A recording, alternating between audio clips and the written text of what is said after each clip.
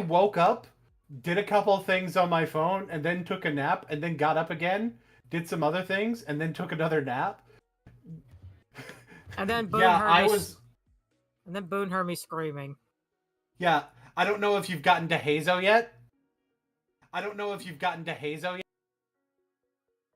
Oh god.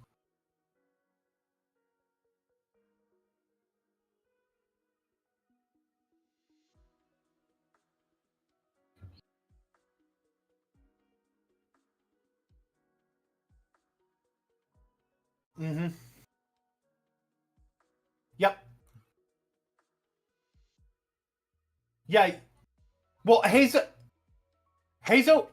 is in Inazuma, so Oh.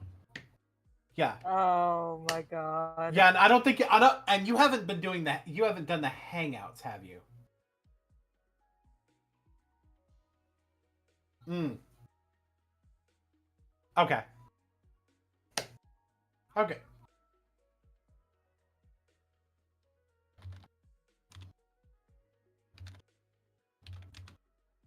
Understandable.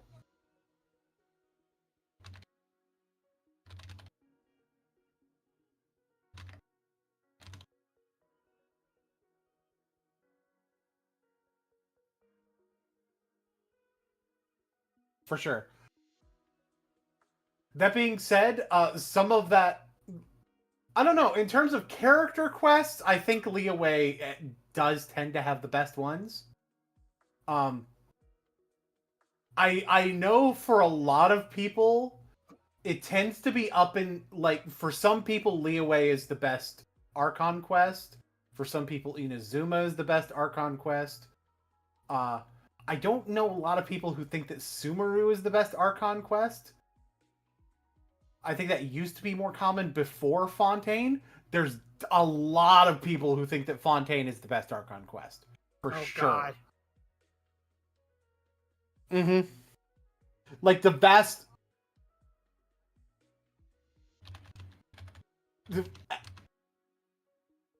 I would be inclined to agree that Fontaine's Archon quest is really, really fucking good. It is pretty damn peak. There's certain aspects of Inazuma's Archon quest that I really liked in particular. Over it, but totally get why people say that the Fontaine one is better.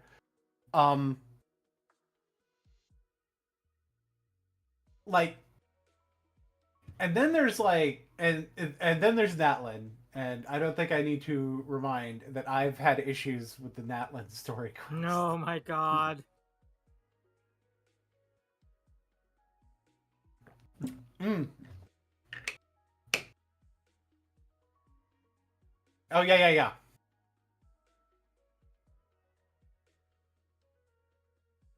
Yeah, no, to be fair, you're actually progressing like really quickly. Like from what you're saying to me, because with how quickly you went through with how quickly you're getting through Inazuma, and you're doing like a bunch of exploration while you're doing it, so you're actually progressing through it at a good rate, especially for like doing so casually. Um,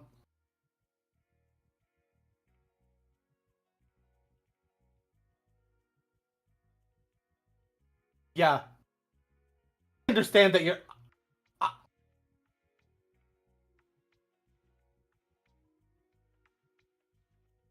yeah, you like.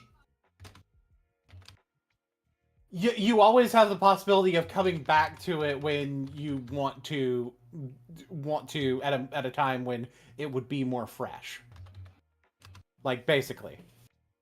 But it's like, all right, I've done a lot of exploring. I guess that's one advantage of coming in later into Genshin, is that if you get tired of a region, you're not stuck there for a year. Like, boy, has that been this year.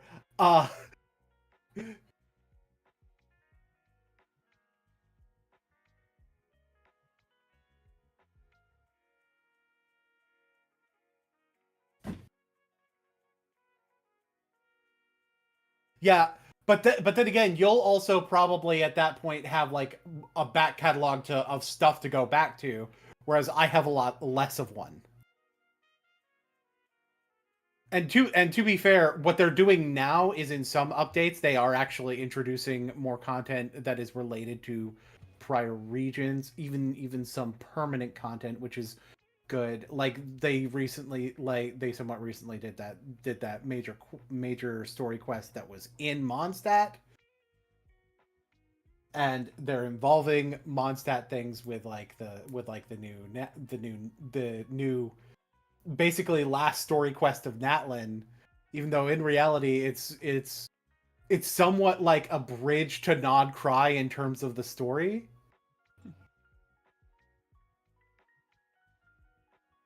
And they introduced Boone's son, who I'm also taking ownership of. Can't just take ownership of people's children. No, Durin is my son. That being said, he's probably not coming too quick. We're going to get Flynn's first. Flynn's is Oh god. Flynn's is Electric Gothman. Electric and knowing Goth my gentleman man. And knowing my luck in pulling for Electro characters, I'm going to end up with this guy on like one pity.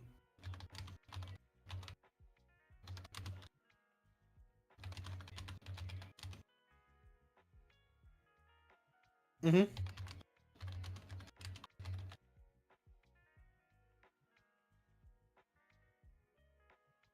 Mawika? Yeah. Yeah.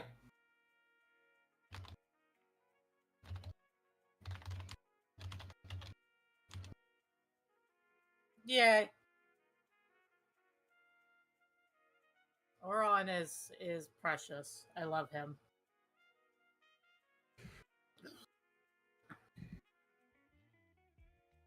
That is interesting. When you get around to building them, I'm curious how Electrocharge Mawika would wind up working, because I know Auroran cares about Electrocharge. So that could be a wild budget thing that you end up being able to build with. That'd be a wild ride.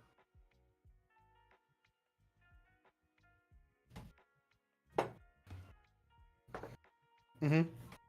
Which element are you on? That's fair.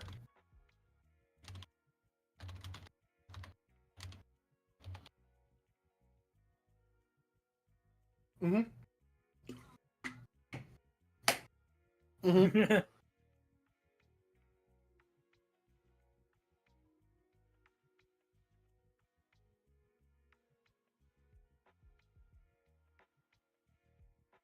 Kali. Kale, yeah.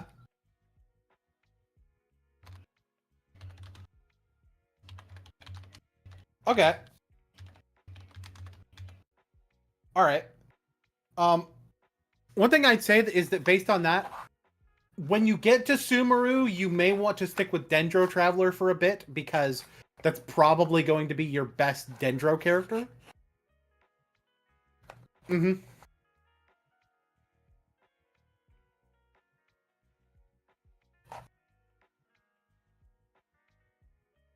I will say, a word of advice when you get to Fontaine. Don't restrict yourself to staying on Hydro Traveler. Because Hydro Traveler is the worst one. And it's especially bad because in Natlin, you don't unlock Pyro Traveler until near the end of the story quest. Which is dumb.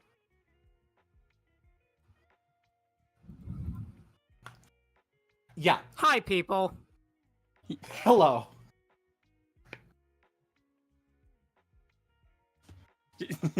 Hi, welcome to the Genshin Impact stream. Like I would say you're fine to try out Hydro Traveler a little bit so you can understand what I'm talking about when I say that Hydro Traveler is not very good. Hydro Traveler is largely considered to be the worst one.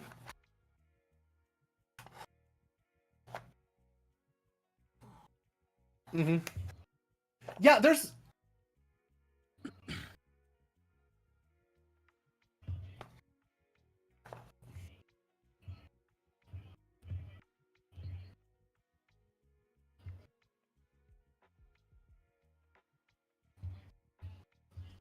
Mm-hmm.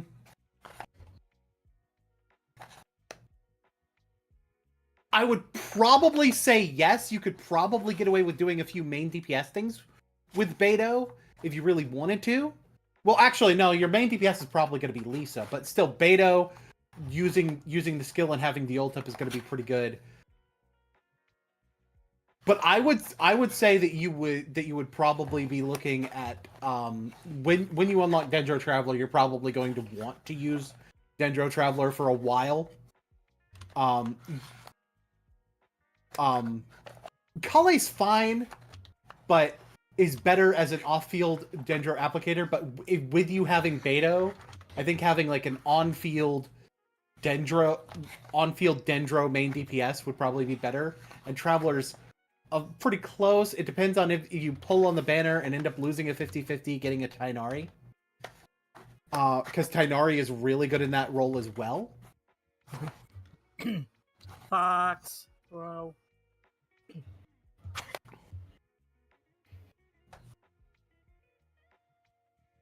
Mm-hmm.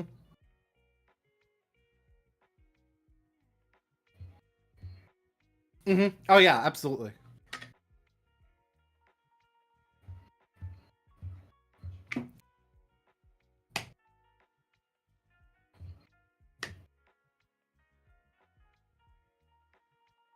Yeah.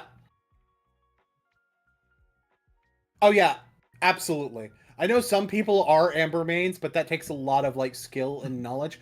That being said, with you having Zhongling and Beto, you practically don't even need an on-field DPS.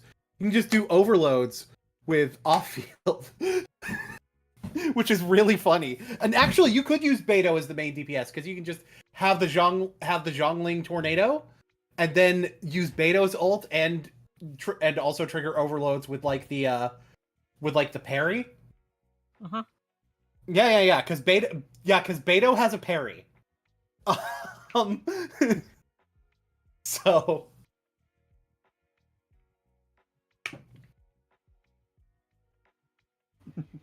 it's forgiving enough. Because the thing is, you don't have to get the timing exact. That being said, ooh, 6.0, you're probably gonna get a free 5-star in 6.0. So that is gonna be a thing. I hope it'll go for people who are like further back in the story quest. But yeah, you're probably gonna get a free 5-star in 6.0. Which should be in a couple weeks. And I'll be able to tell you exactly what the options in that regard are. Farka, my beloved. Probably in a couple weeks.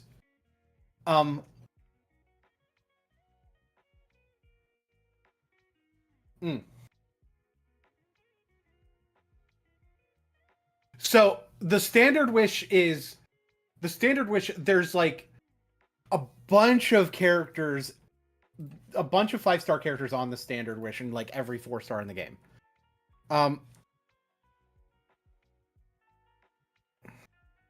Because it's more than just those three. Because Tainari is on there, and also generally speaking, the if you lose the 50-50, you'll get one of the standard banner characters. So the characters in the standard banner, you have Kaching, Mona, and Chi-Chi, which are shown on there. But there's also Jean, who is actually a very good healer. Yeah, and is Animo, so could go with a lot of different elemental combinations if you go that route. I also find that if you're using an Animo mate, if you're using like some sort of Animo character, her skill gives you a ton of energy, so you're actually charging ultimates pretty fast. And it's low cooldown, so it's really good. D-Luke is on the standard banner. D-Luke would go really good with your Beto. You'd have the overload stuff going on. Would go good with a lot of things. Dea, most people think that Dea sucks. I think that Dea is good if you're using her as a pyro off-fielder. I think one of the main reasons that people think that she sucks is that her ultimate isn't that good. I kind of agree. It's really not that good because you're kind of stuck just continuing to do it, and then it can get interrupted and stuff, and there's several problems with using that ult. Mizuki is actually a standard banner character. I personally don't like Mizuki, but I think for the purposes of your account, it would probably be a decent pickup. Tainari is on the standard banner. Actually a very good option for a Dendro main DPS. Since you wouldn't necessarily currently have access to Kniech. Chi-Chi everyone hates. Chi-Chi is a healer that scales off of attack. I have used Chi-Chi in a few comps. Mostly when it comes to like stuff like a Wanderer or a Chaska build. But even then there's better stuff in my case to use. With you not necessarily being able to pick and choose your 5 stars as much. In the same way that I'm able to. Chi-Chi isn't the worst. Mona is really good. Like still pretty decent in terms of like just being able to have a hydro applicator and having a few things going on there.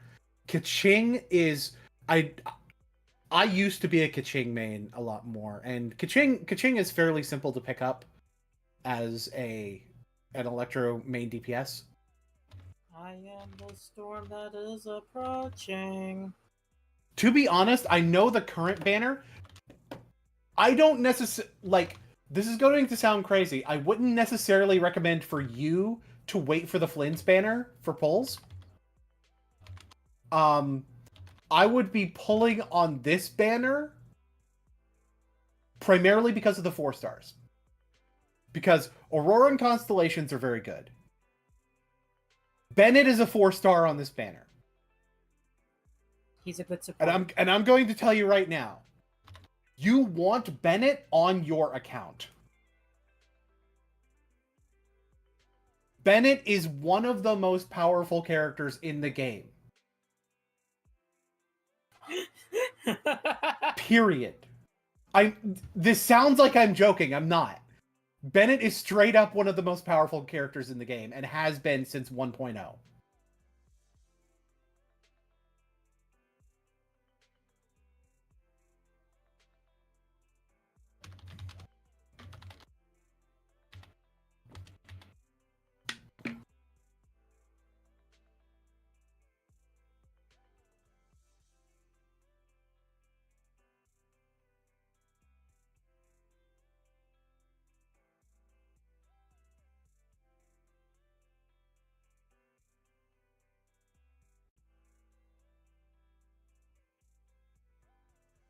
Okay.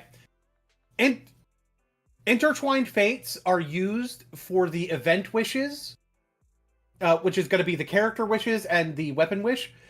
Acquaint Fates are only used for the standard banner. You do not spend Primogems on Acquaint Fates.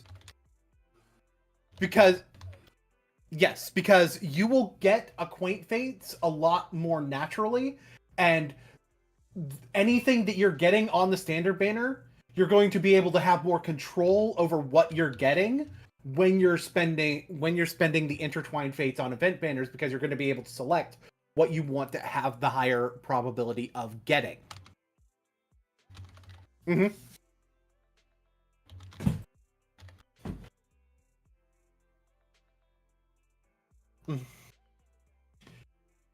You could get a 5-star right now.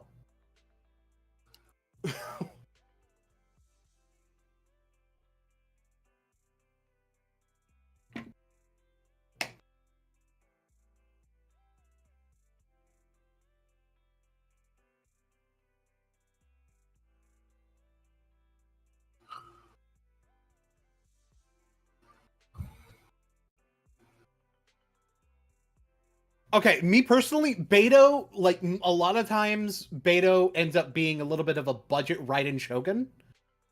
So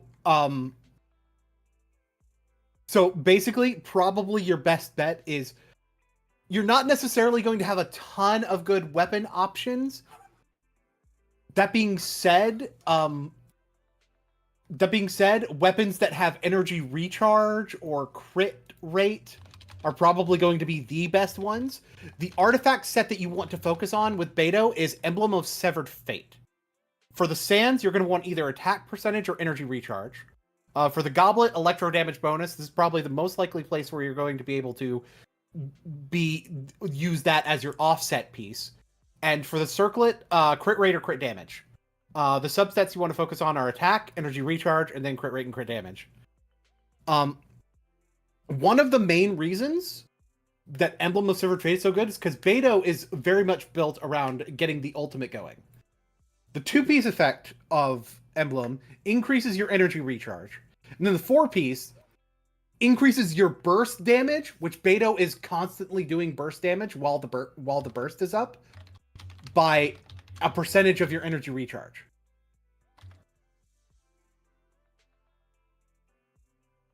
So it's actually going to be doing a lot for, because one of the main way that people use Beto is as an off-fielder, because where you basically just use the ult and then swap to whoever the main DPS is to be doing attacks while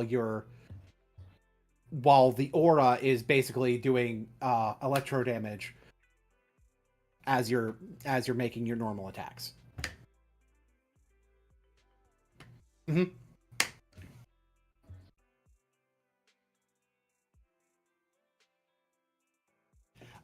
I will DM you a link to a build guide.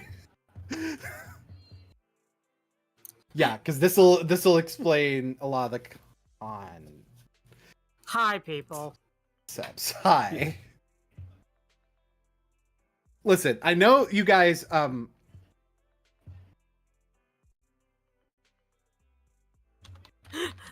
so I'm aware that we didn't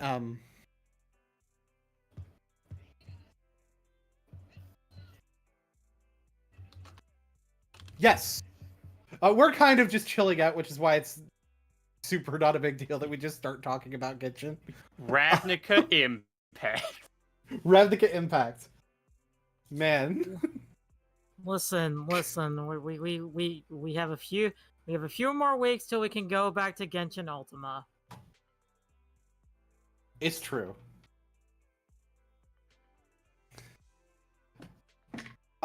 So Ravnica Impact. We're kind of doing a little bit of recapping in Ravnica for Ravnica Trail of Dragons this time.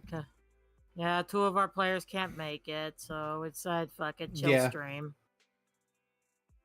Figured it would be better. I don't remember where we last left off on like recap streams. So I think we just kind of but I think we did one like shortly, like basically I think we did one at the end of Valor's Reach. Yeah, it was like right around there. Right. So let's go from there. Let's go to like, let's start our recapping with call time, I think. Yeah, oh boy.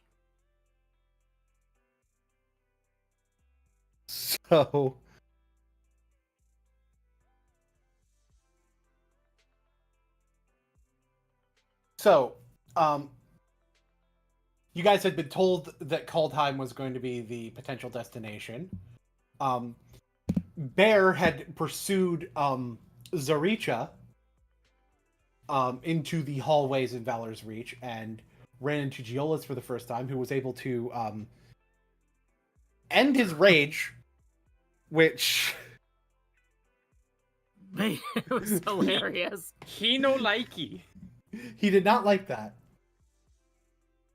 The Sunday You bitch guys- must die. So you guys end up going to Kaldheim in pursuit. You guys find out that the people of Kaldheim do have this distinct hatred for dragons. So Eliza needed to keep her mouth shut. Which she did. She did do that. There was a lot of recruiting for people to go to hunt down this metal dragon named Thalmor. Bear ended up recruiting a bunch of dwarves by way of alcoholism.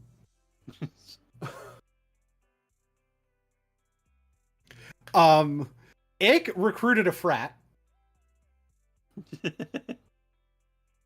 It was a frat. That's what it was. And a few other random bits and boos were recruited. Some people did not want to go because they were concerned about like their own survivability, given all the circumstances. Throughout dreams, you guys discovered some things. Some of the dream discoveries included a rough location of where a moot had landed. Ick's the one who got that. You guys also have discovered just how deeply Anonymously was working with the Cult of Bolas, the non-Amut side of the Cult of Bolas. Oh, and before the dreams, you guys ran into Nurmak. Gamataki spoke with Nurmak, since they are both Boros. Nurmak seemingly had been working as a double agent.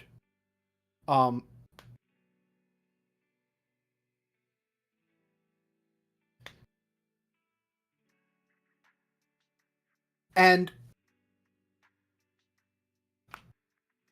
Nurmak also, but there was a bit of a complication with that I think we'll get into in that we will get into when we end up getting to the base. There was a fight on the boat with because Thalmor wasn't taking the invading forces sitting down. That's for sure. Although some of them had a really bad time below deck. Yeah, some of them were below deck and did not have a good time with that because they were jumped by a bunch of frat fucking boys. army. Yeah, by an army which included a bunch of frat boys. So you guys wind up investigating in Thalmor's lab. You discover some of the nature of Thalmor's experiments in creating false chromatic stars. Bear finds the potion they're using to do this to Ulfnir and almost makes the decision to drink it. Which, thank fuck that we talked about of that. Yeah. That would have been bad.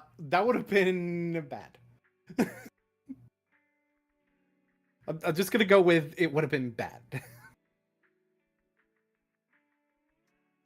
But you guys continue your explanation, and Nurm, as it turns out, well, part of the reason it's difficult to talk about what side Nurm's on is, as you guys would later, is that there was some kind of mind control going on involving Nurm. You know, when I read that we were just gonna do a chill stream, I didn't think about the fact that there's still gonna be a stream. I'm sorry. You're good. Oh, you're fine. You're fine. You can just.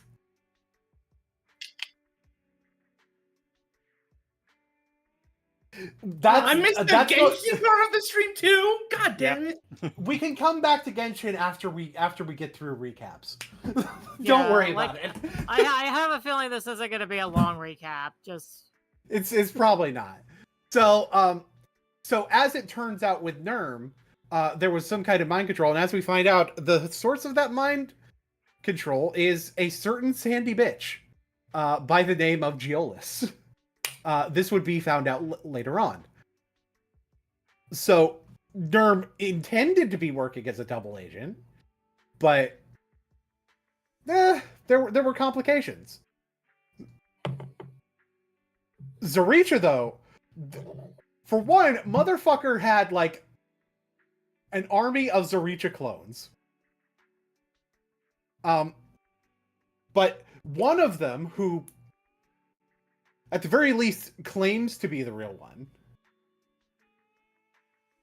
but in a somewhat similar situation to his brother, who really knows if that's the real one? But at the very least, you'd imagine if he's claiming to be the real one, it's closer to him being the real one than it is with anything with Connor, because every single iteration of Connor just doesn't care who the real one is anymore. Whereas this one is like, no, I'm the real one. The others are clones. Nah.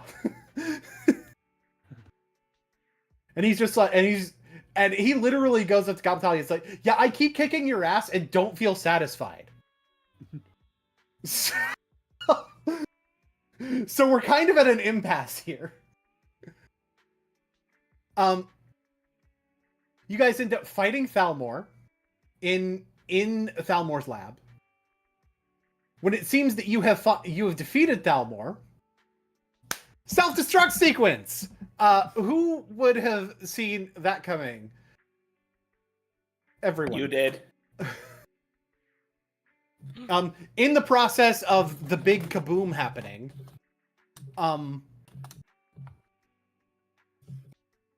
several people do end up getting hurt. The leader of the frat boys, Steve the Stingray Rashghoul, ends up having his planeswalker spark ignited, saving his ass. Mm-hmm. And he ends up a little bit later joining Rakdos in Ravnica. But you guys have round 2 with Thalmor, who it turns out does look humanoid. Does look like a human underneath all the armor.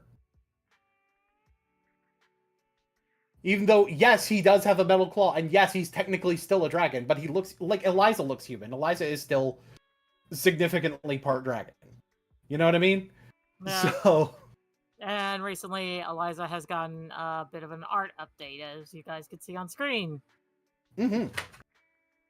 And speaking of Eliza, getting an update during that fight, it's literally during the second half of that fight when Eliza's new power awakens. Safi Eliza, and that name has a meaning. Yes. Go on ahead. You can say it. No, you go ahead and say it. No. Safi means pure, and Liza means what was it? I need to look it up. I forgot what Liza means. Rip. Oath. That's what I meant. Oath. So the pure oath of Ugin.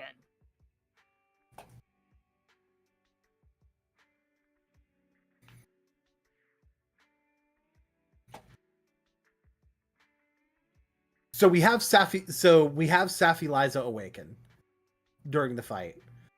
Thalmor gets beheaded by Gamataki.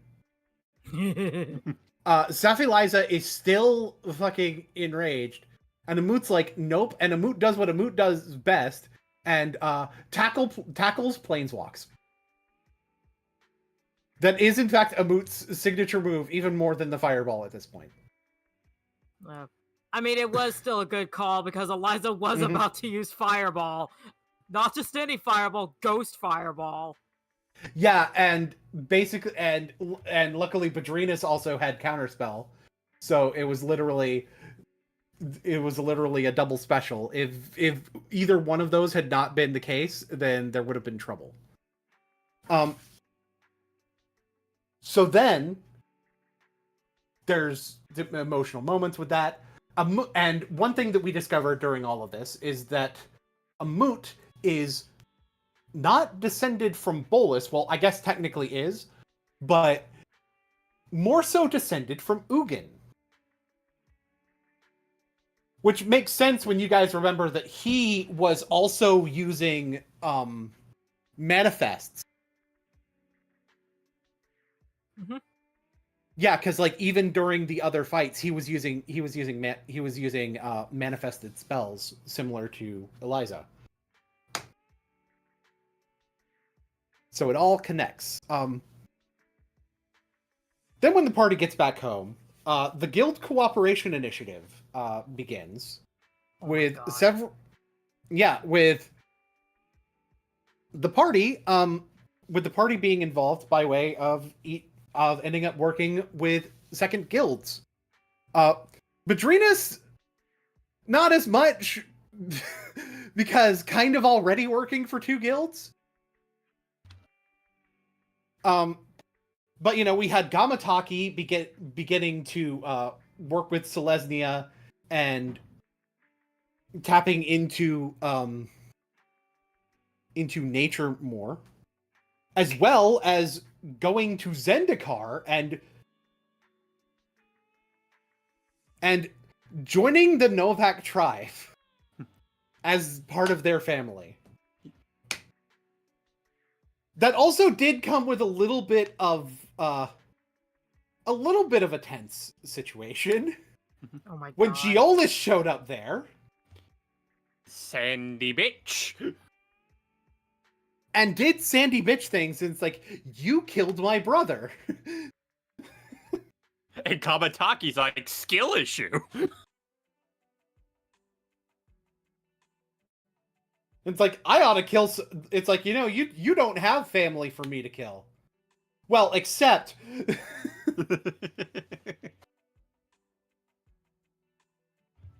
And he's just like, consider this a warning shot.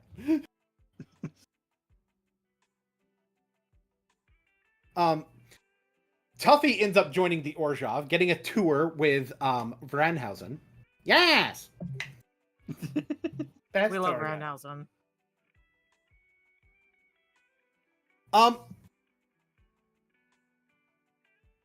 Ick ends up heading over to Gruul with a moot. Gruul friend. Ika ends up going to Boros, where we find out about Nurm's situation. Bear ends up joining Demir, in part because Risk, kind of insists upon it.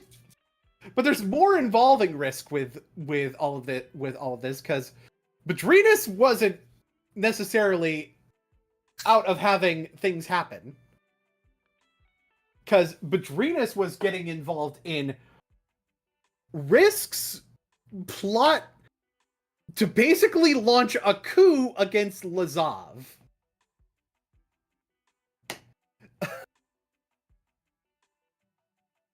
And some of that involves seeking out Liliana, who Risk has information is in Strixhaven. And the reason he asked Badrinus to look into that is because he knows that the party needs to go to Strixhaven at some point. And also because he ended up finding out from Bear that Badrinus had been to Strixhaven before.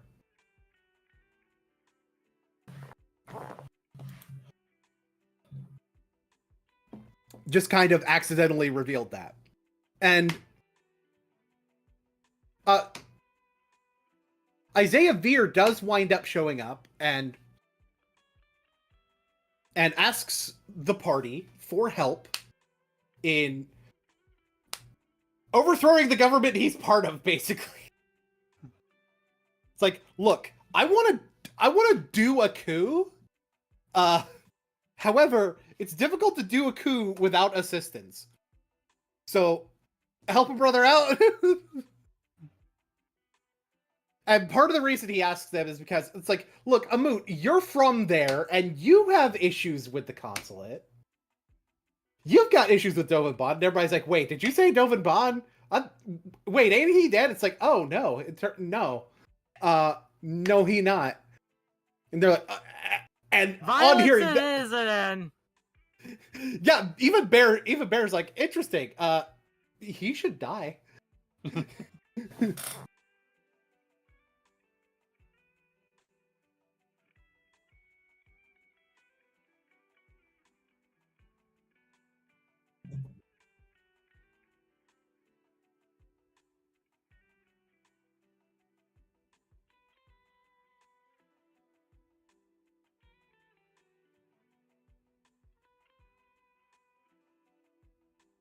Yeah, basically the way that works is that we are on two distinct timelines. We're on two very separate timelines. Yeah, this is like an alternate universe kind of deal going on. Mm-hmm. And while it's safe to say that characters from the characters that appear in Strixhaven, the Danny Strixhaven campaign, could appear in Boone's Ravnica campaign, the reverse is also true.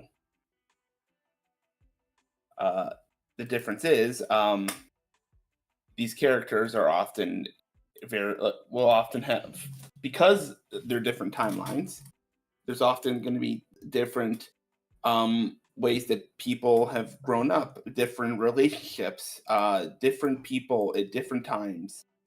One way that you can tell that these are different timelines is in spite of the fact that we have at least one character that would be confirmed to be around the same age as they would be in both, i.e. Pacifico, who is Tuffy's former partner. In this timeline, we also have the aspect where in Danny Strixhaven campaign, the Omen paths exist, whereas in Trail of Dragons they don't. Not yet. We don't know. I mean, there may be a way that the Omen paths will eventually exist. However, we don't know anything about if that's going to happen, how it's going to happen, etc. Yeah. At the very least, like, they have not factored into anything regarding in anything regarding Strixhaven, Ravnica. Yeah, and like the thing, and like like other aspects where you can tell that they're different timelines is, even before this, we had Will and Rowan Kenrith, who in the Strixhaven campaign, Will's the king. Like, they are very much ruling Eldraine, whereas in Ravnica, they are still a team on Valor's Reach. And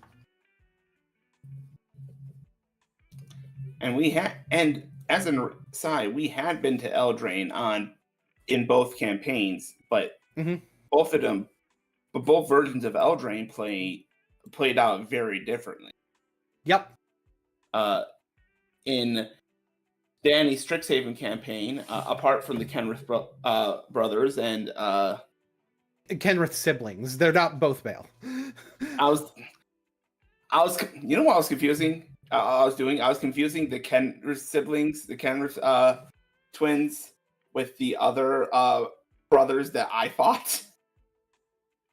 So, like, I was thinking of the Buckshots and like how they're brothers, and I just combined them for some reason. Okay, you have the Kenrith siblings, the Kenrith bloodline, in Ravnica. No, let me get back to the point I was trying to say. You have the Kenrith siblings in Eldraine. You have a family member of a party member. Like, you have family of a party member on Eldraine, and there's a lot more to do with the Fae as far as Eldraine is concerned. In the Strixhaven campaign.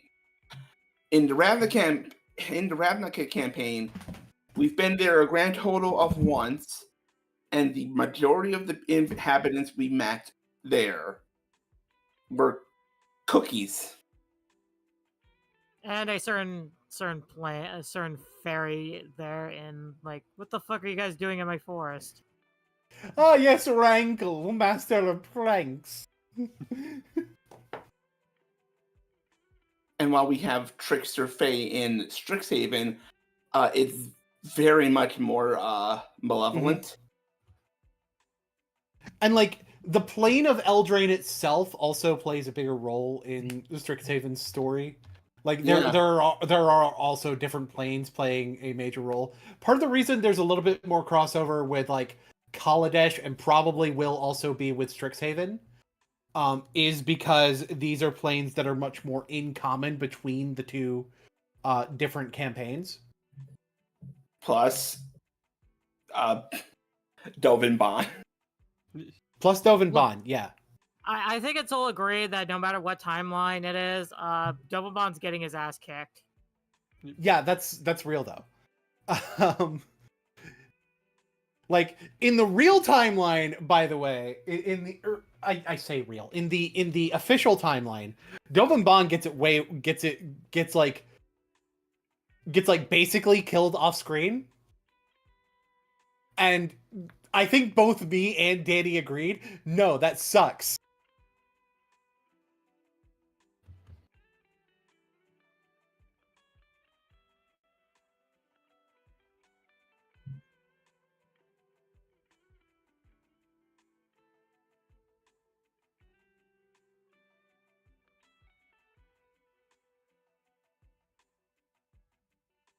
It was like some like hireling of Lazav. Not even could have technically could have been Lazav himself because of what Lazav does with the shapeshifting and whatnot. But mm-hmm.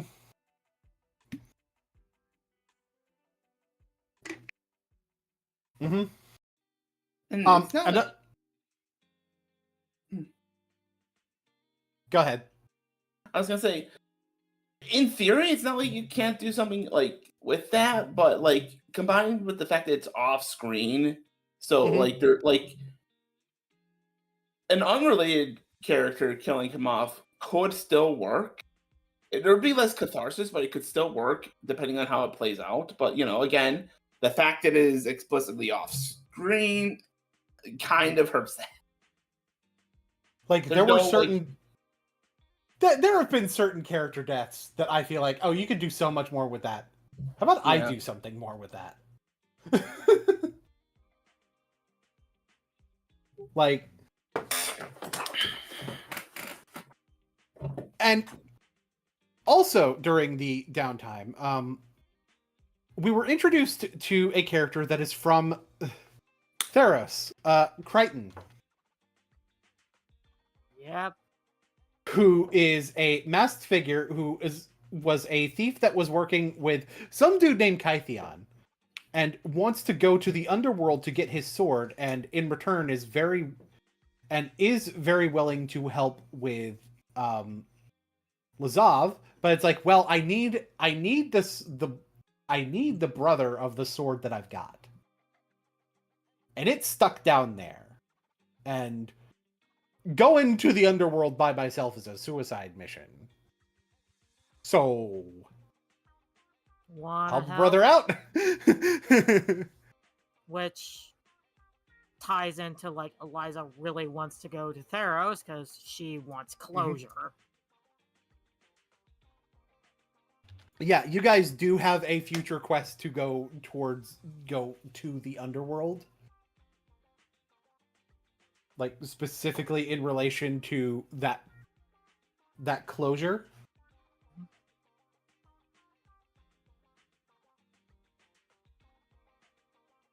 And there was also Natan, whose phyresis was getting worse. So then James remembers how to open a portal to Zalfir which little strange that he accidentally can do that. But Tuffy ends up going there and ends up getting like something that at least stops the progress, doesn't necessarily Nullifies it. doesn't necessarily nullify it, but definitely makes it where it's slow enough where they still have time. But Tuffy, in turn, also decided this is urgent enough where I need to go to Mirrodin instead of going with the rest of the party to Kaladesh. And we're getting a little bit more current now with what's going on. Because then we get to what Eliza was doing, actually, at this point, during the Guild Cooperation Initiative. Rakdos bought her. Rakdos bought her. Being like, listen, we want to do an opera, and you'd be perfect. Lord Rakdos himself wakes up to watch this. Even had little opera goggles and everything. Even had little opera goggles and everything. Eliza's performance winds up being able to move Lord Rakdos to tears. Normally Major requires respect. a lot. Yeah, normally requires a lot more bloodshed for that to happen. Her co-star was Steve the Stingray. Which, not gonna lie, I think after that, hell yeah, put me in more musicals. I am down for that. And but there was a little bit of an attempt at sabotage from a very familiar enemy. The at this point former Orzhov paladin, Urik. Now, one thing we had been learning about Urik is that Urik was part of Urik's interest in joining up with the bad guys was related to Urik wanting to get out of their contract. Which, technically, both Kaya and Eliza figured out that there is a loophole that they could do. Mm-hmm. Problem is that they need to get Urik to listen, and he's not... They. My bad, they. The problem is they need to get Urik to listen, and they're not. Yeah. And Urik apparently now has ghost-like powers. And knows a lot of things that make them not trust, like, pretty much anybody in Ravnica. He's trying to be like, Eliza, you do not have to stick with this side. You know that, right? And she's aware, but... she ain't gonna be working with the people that apparently want to kill her for being related to the enemy of Bolas. And Urik's like, well, if you're not going to listen to me, then I guess I don't have a choice. And Urik was just ready to like shout out the fact that Bolas is alive, which the general public doesn't know.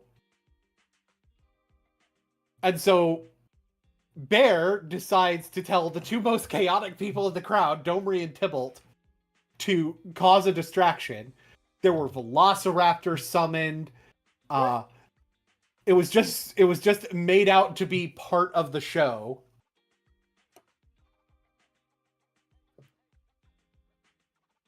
By the party. Urik saw people closing in and just dipped. And the horrible realization is what's really happening to Urik, and that scares Eliza.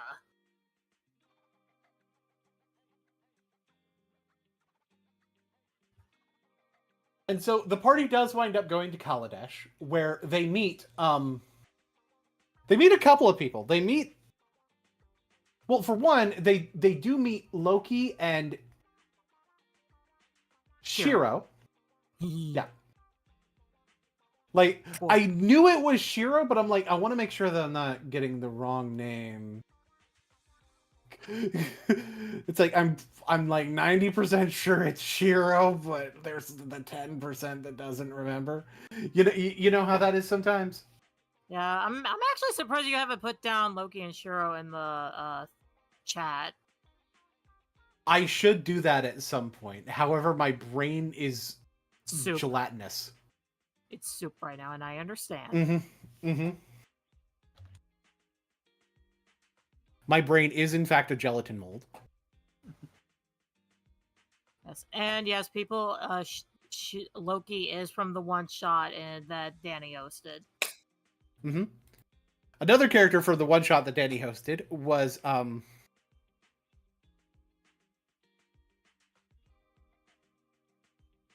is Dinari. I'm trying to remember the exact. Bird. Well, Dinari, otherwise known as Cinco. Mhm. Who is the nephew of one of the consuls, and has basically kind of gone, oh no, there's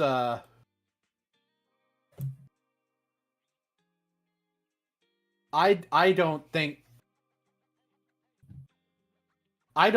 think that she's gonna join our side.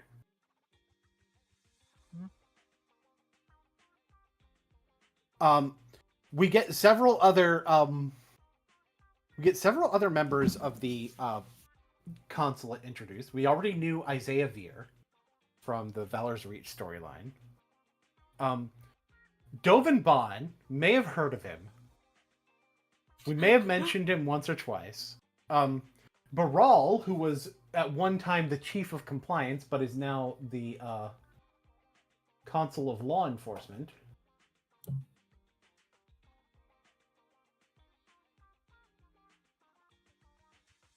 And Padim is the consul of innovation. It was noted by the party from Cinco that Padim seems to shift the loyalties based on who's winning. So it could be very easy to get Padim on side. And there was also the reveal that Arik was given a consul position. So seems like they are giving Arik power in order to keep Arik on side. Like bribery is going on.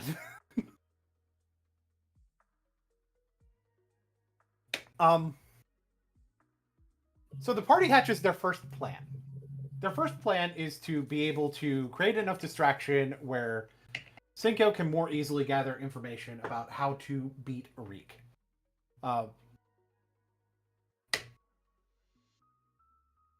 And part of that involves, well, there's some cannons here. Oh my god. And Bear is big enough to carry one of those cannons. And Liza has greater invisibility. So, what if we got the sneak in, and then there was a distraction created?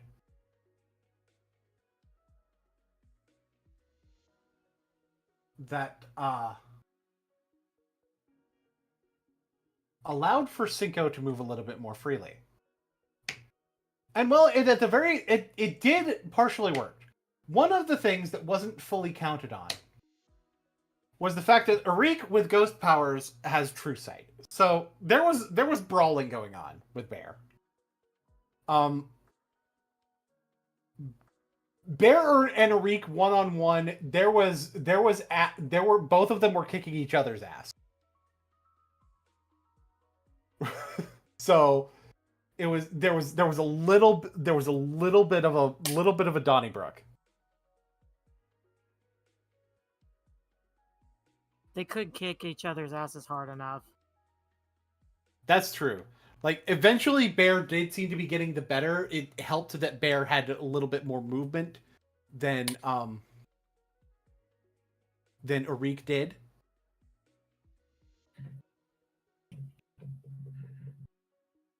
And at one point, like, I think Arik got, like, launched back, but went through the wall. Yep, they were like, nope, nope, nope, not today, nope.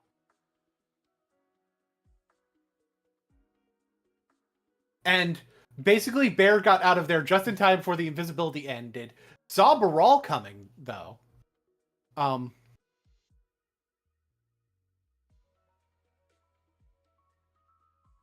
And the place started getting swarmed with guards. The group got out of there. Gamataki got surrounded and managed to not get his shit rocked. Because everyone You're had welcome. stormtrooper aim. It's true. Also, I summoned a fucking dragon. Yes, Eliza did summon a fucking dragon. It's true. Which the guards were like, oh, Um, fuck no. Now, the other person that we met, other than Loki and Shiro, is someone that we haven't gotten to really see too much of the interactions with yet. But there's a lot more that they have to play in the story. It's another character from the Kaladesh one-shot. That would be Murdoch, played by TP. Yep. A large reason for that, unfortunately, is that I was not able to make it last session. Yeah, but in this session we're going to, in the next session, I should say. In the next session, one of the things that we're going to be doing for sure is we're going to have Murdoch things happen and also be catching up with what's going on with Tuffy in Mirrodin. Especially since having missed the previous session, there's more of a reason to give TP more focus at the beginning. And Murdoch, though, is the Murdoch was working with the consulate until it was revealed that, as it turns out, someone that Murdoch believed to be dead, his former master, is still alive. And that former master would be Maluk, or Amut, Maluk. previously. Maluk. Yes, would be Amut, previously known as Malik. He remembered his master more as Malik. However, did not hesitate to call him Amut following learning that. So his loyalty has always pretty much been to his master. And I would assume, and I believe his master was working with the consulate last time he was on Kaladesh. Yes, I believe so. Granted, like, Amut's relationship with the consulate is very complicated. Amut's past relationship with the consulate is very complicated. Let's just put it that way. It doesn't matter. It's his master. Let's talk about some more Tuffy discoveries. Let's talk about Tuffy's little flashback to interrogating a kobold about the Copytish murders with Pacifico. Mm-hmm. That sure did happen, and yeah, in remembering a lot of that, realized, wait a minute, that might be the guy that killed my parents. This guy really loves killing parents. To be fair, he didn't actually do the Copytish murders. Like, we know who did the Copytish murders, and that would be Cyril, who is now Kamataki's brother, ostensibly.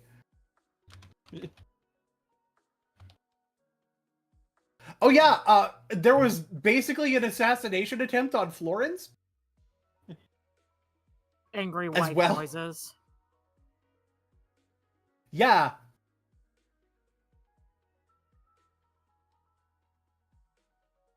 And you guys did succeed in rescuing Ulfnir, and Ulfnir was originally in an Is-It hospital. I just went, I want to be transferred to Simic. It was initially like, I want to be transferred somewhere else, and eventually settled on Simic.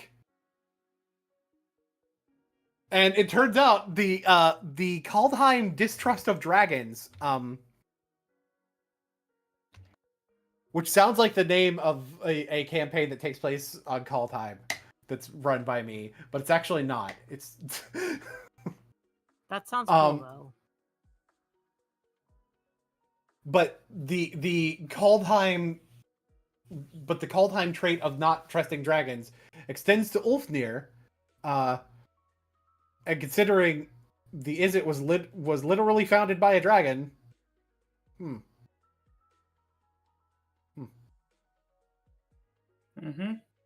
I'd rather not be here. And Ulfnir trusts like basically no one other than Bear. Which is funny because apparently he was at Eliza's opera of all things. He definitely knows not trust her. Mm-hmm.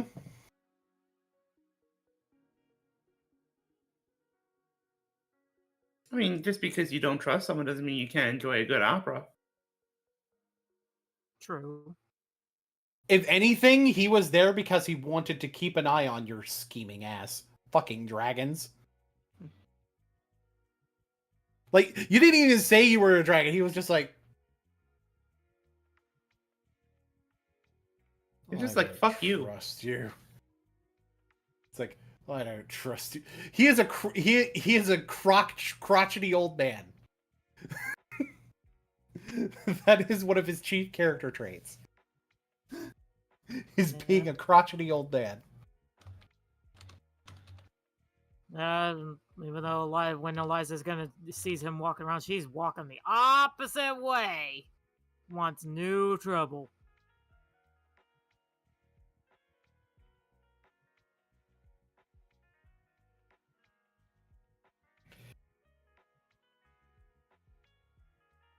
And there's probably one or two things that I missed. We tend to use Shiro to sniff out a certain somebody that, Yeah. So so let's talk about the accidental revealing of the fact that they were going to Kaladesh. It had to do with anonymously who is a changeling, disguising themselves as Dorian Risk, getting Badrinus to spill the information, and then by the time Badrinus notices, they just dip.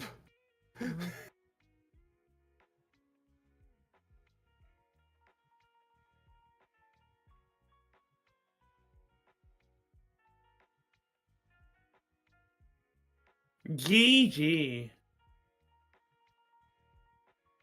Yup. But luckily, they have a tiny little hero now on their side. They do have a doggo. Bork. Because the idea with that Loki proposes is that, okay, changelings can change their looks, they can disguise their voices, but there's one thing they cannot hide. That would be their scent. It's true. Shiro is playing the role of Pacifico. Bork. So Loki's like, well, I can loan you my partner for the time being, because Shiro can smell them out. And Shiro has now got the sense of each of the party members. Therefore, if anonymously tries to change into one of them, Shiro's going to be like, yeah, no, that's not the real thing. Bork. Growl. Heck. Bite. Bork. That was another uncommon thing of that session. Just Bork. Bork. It's like, Woof, oh no. Woof. Bork. Oh no, it's James. It's James the dog. James Wolf. Oh no. Growl. You say that like it's a bad thing.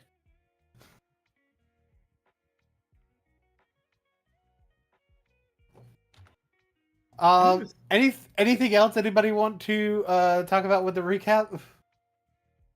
Not off the top of my head. Yeah. Yeah. I like it. Yeah, that's why I was saying this wasn't going to be a very long stream or a long recap. Nah. Yeah. I mean, they don't necessarily need to be. Yeah. Which is A-okay. We get to chill out and hang out. It's true.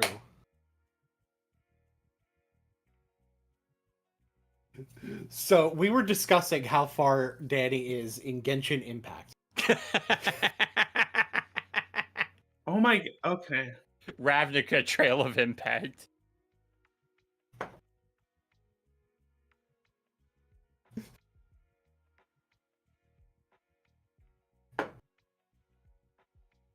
Mm-hmm.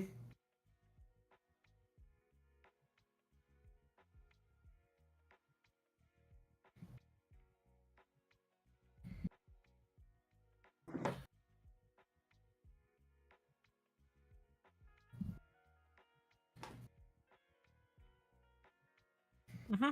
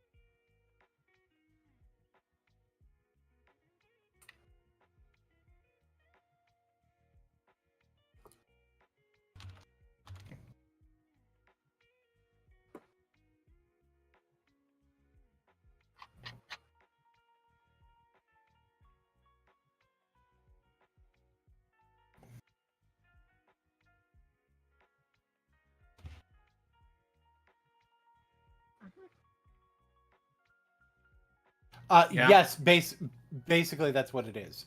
So the part of the idea is that Genshin's update schedule is every 6 weeks.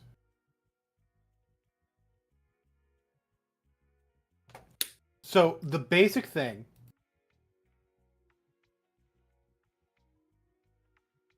is to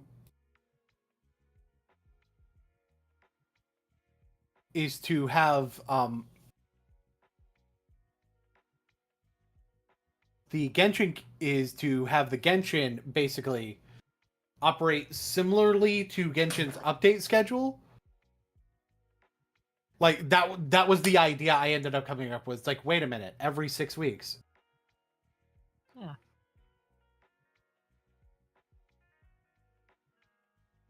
Which is, kind of cool. It Yeah. is a little bit of a way, but it's manageable. Mm-hmm. I guess.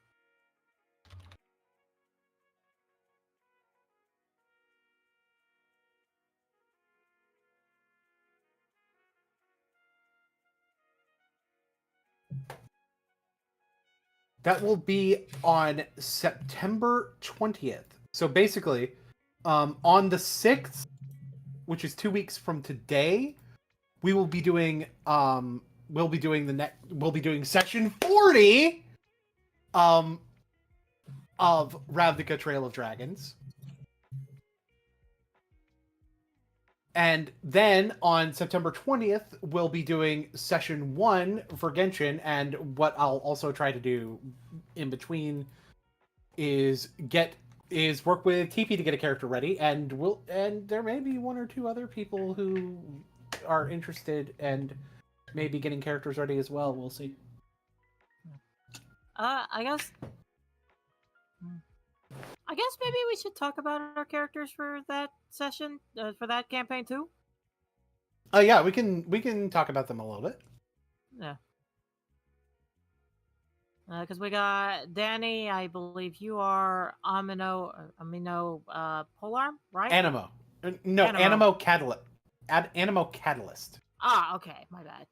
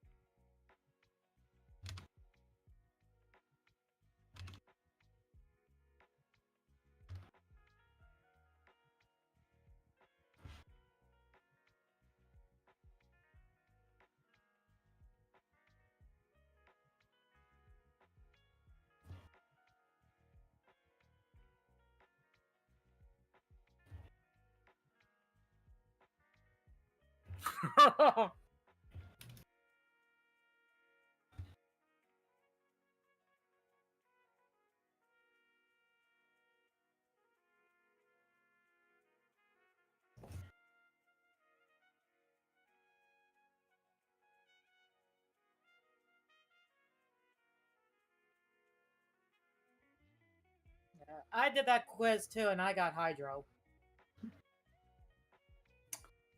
The funny thing is, Boone and I also did that quiz, and for those you guys know that my character is Cryo. Mhm. I did not get Cryo on that quiz. So here's an interesting thing. Basically, TP was it had elements in mind, and had like interactions basically that TP wanted to play with. And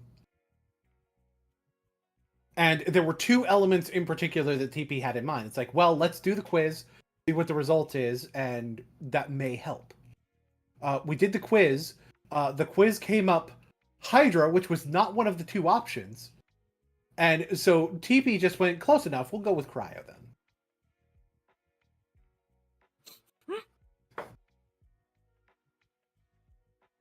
It works. So we have a we're going to have a Cryo sword character. And anyone who's played Genshin recently might know how powerful that can be. Yeah! Girk. We're going to have an Animo Catalyst character, who is not named Shikanoin Heizo, actually. Or Oh my Aoife. god. Oh my god. By the way, we Tiffany, have an Animo Catalyst character from Natlin who's not named Aoife. It's true.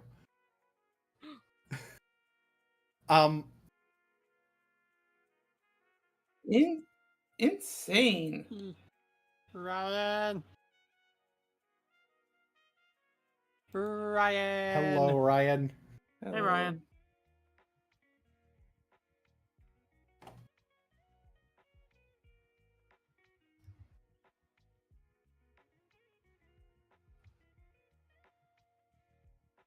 Mm-hmm.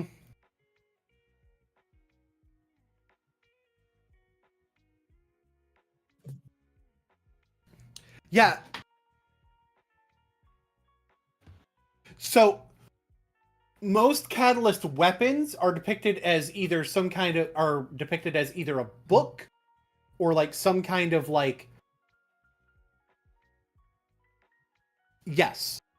And basically the thing about Catalyst users is most of the time they're depicted as like being spellcasters, but some Catalyst users are depicted as using like fisticuffs of some sort. At the end, no other weapon gets depicted as like fisticuffs. Like every other weapon, even when it comes to like Mika, when the normal, there are a couple of Catalyst users that get depicted as using guns. But normally, if it's like hand-to-hand combat, there are examples of Catalyst users that are depicted as hand-to-hand. You have like Risley, Hazo. I think there's at least one other one. I'm not 100% sure. But yeah, normally Catalyst users are either your Shadow Wizard Buddy Gang, we love casting spells, or you are some sort of boxer or martial artist. And the original idea with the Genshin thing was that that if we did it in D&D, I was going to be like, okay, these classes are going to represent these weapons in Genshin, and Monk was going to be Catalyst. But it was also going to be the only non-spellcaster in Catalyst. So, like... Mm-hmm.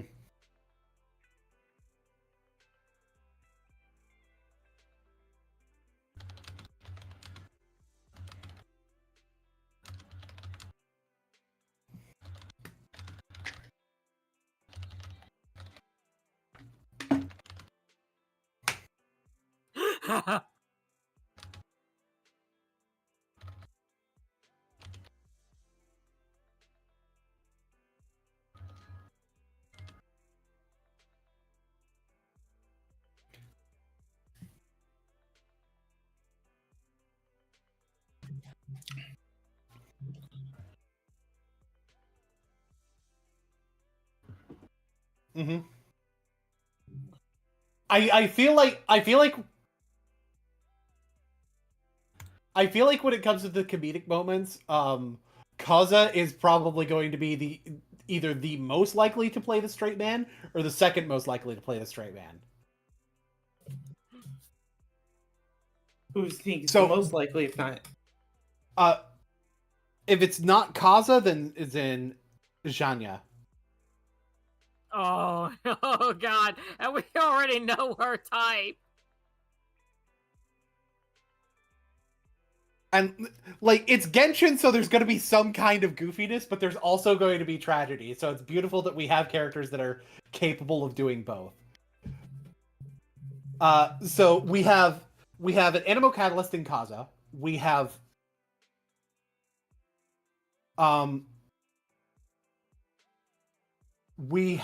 a Hydro Catalyst in Eve. And these are two very different types of Catalyst characters, so well represented.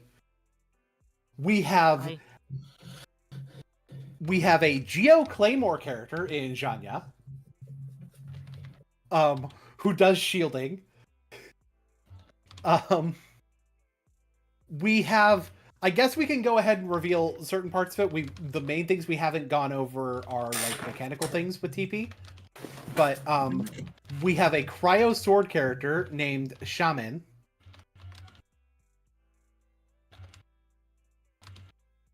Who is from Mondstadt. Do we want to reveal further beyond from Mondstadt? No. Okay. From Mondstadt. And we have Gotcha Sir. Oh my God. Who is a question mark element polearm user from another world. And the idea is that Gotcha does have to randomly roll for what element they are at basically any given time.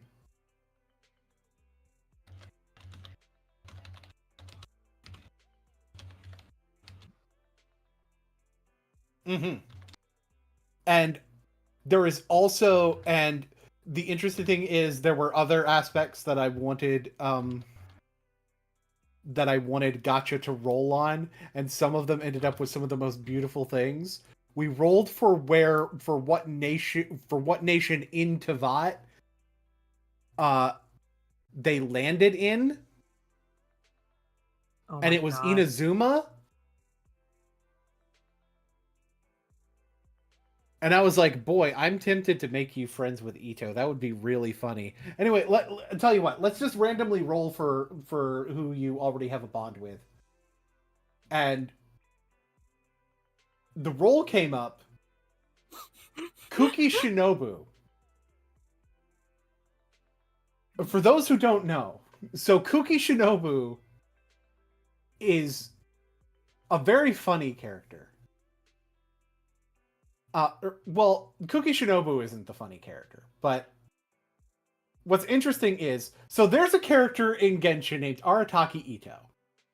Your husband. And yes.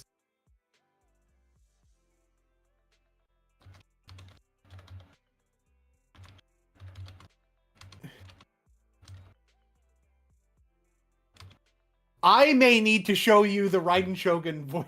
May need to show you, because Raiden Shogun has a voice line that's labeled about Arataki Ito.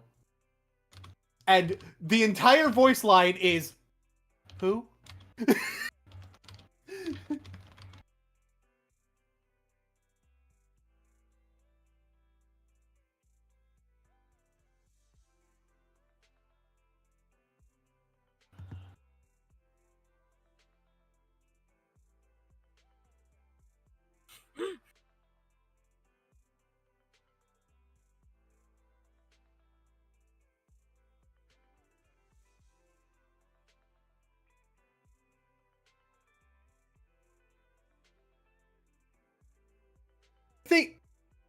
I think it really would have been cool. I think one of the main reasons they didn't do it is probably because of not wanting to make multiple models for the same character.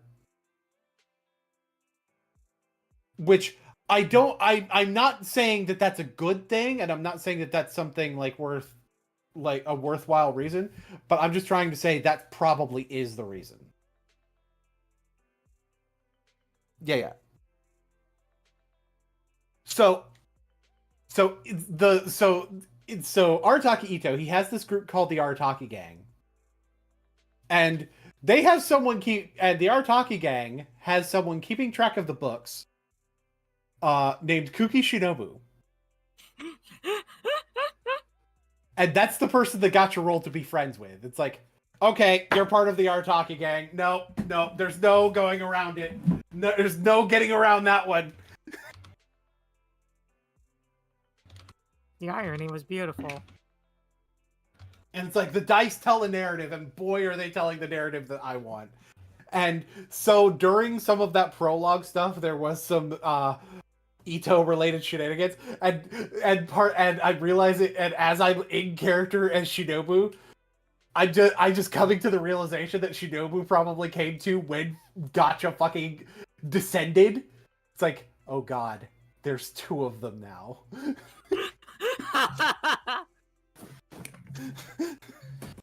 Yeah. And she probably has bailed Gotcha out a few times. For real.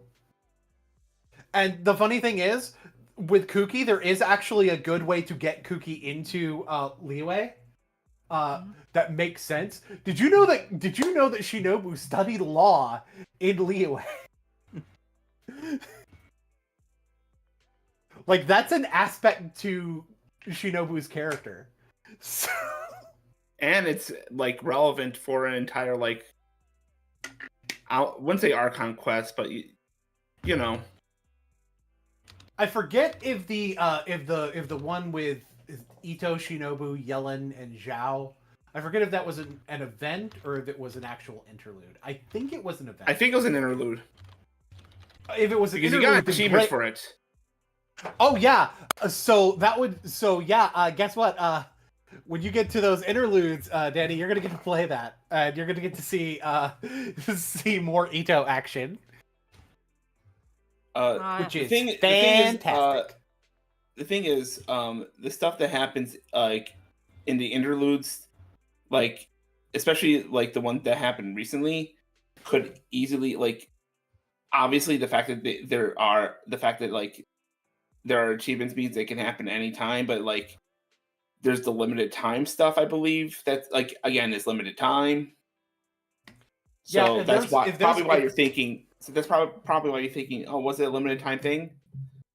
Yeah, because if it was limited time, then that would mean that Danny won't get to play it, which Exactly. sucks. Which And I'm glad that they're doing. I'm glad that they're doing less locking story behind events. Hey, you know that shit about Kazua's family backstory? Yeah. Can we not lock that behind a limited time event, please?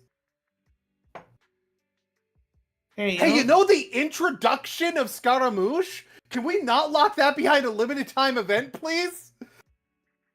Especially since that one was like before even I started playing. It was before I started playing early. too.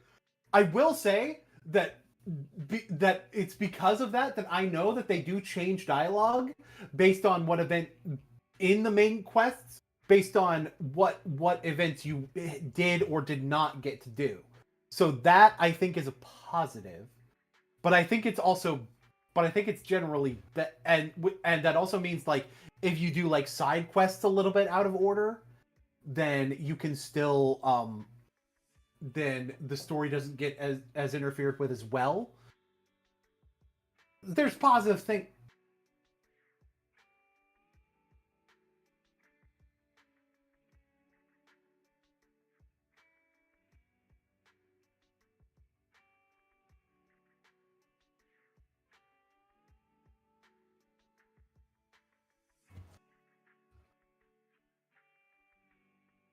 Mm. Yeah. Yeah. Speaking I think of, they're trying to do less of that now. Mhm. Which I think is one of the positive changes to the way they do things in Natlan. I will say that. correct me if I'm wrong, Danny, your character is from Natland, right? Right. Yeah. Consider like eventually, me and Danny's DMs are going to be full of complaints about Natlan. It's gonna happen.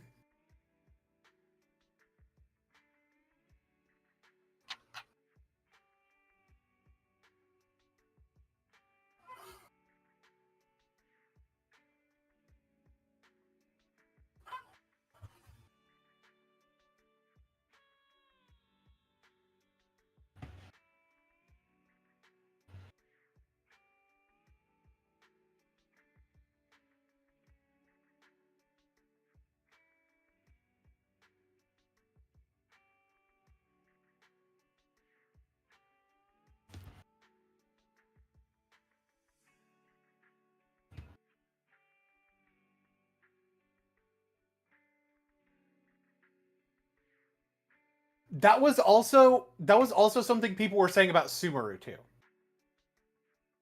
Yeah.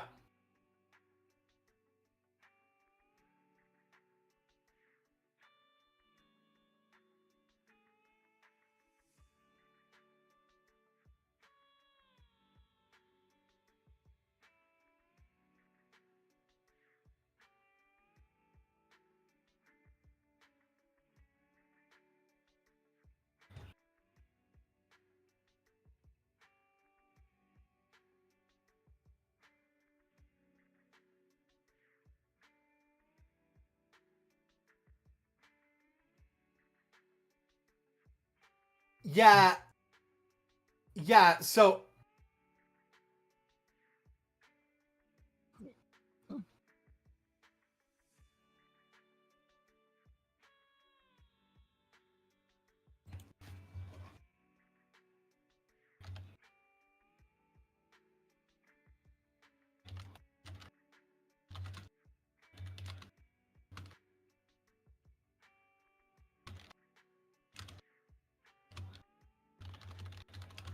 So Mhm. here's some things about this. First of all, I think this skin tone complaint is pretty valid. I can explain part of it.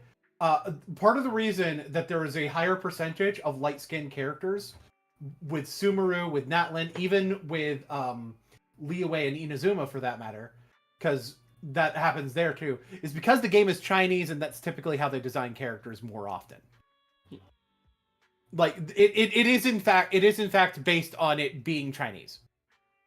Like that is part of it. That's why I considered it less of a big deal, but it is still a valid complaint for people to have, especially when they show that they can design darker skinned characters.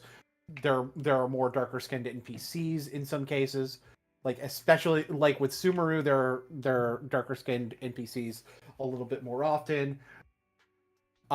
And the thing is, even with some of those, the skin tones only go so dark and don't necessarily go dark enough, like, to accurately represent some of the regions that they're from. So, like,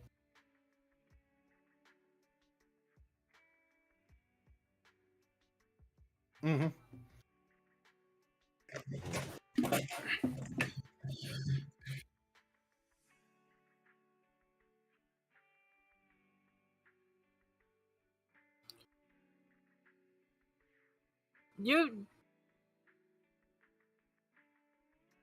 Yes, you have. Yeah, Yes. you have.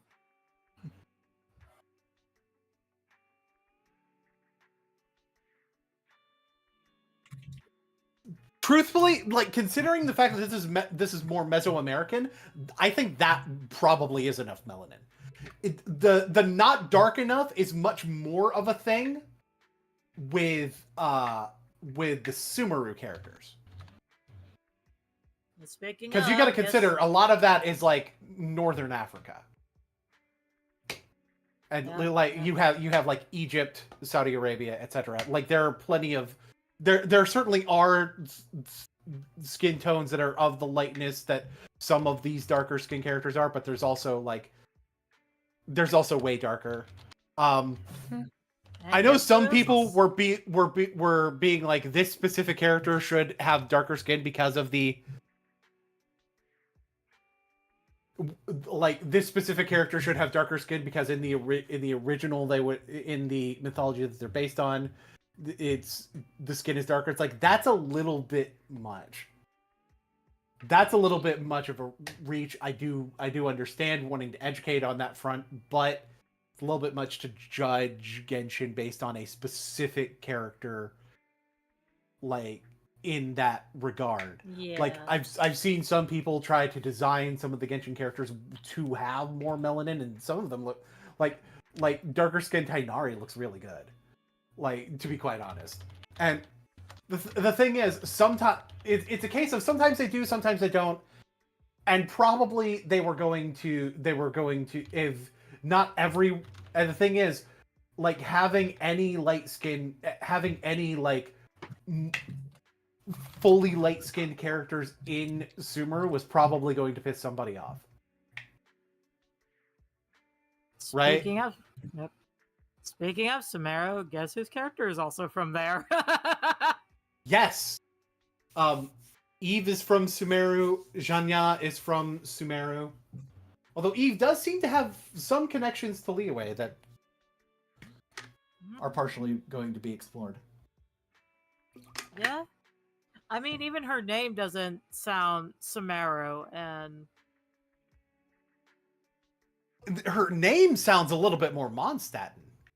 yeah, it's so she's just so confused. Like, where the heck does she come from? So she's like, you know what? I need to find out where I come from.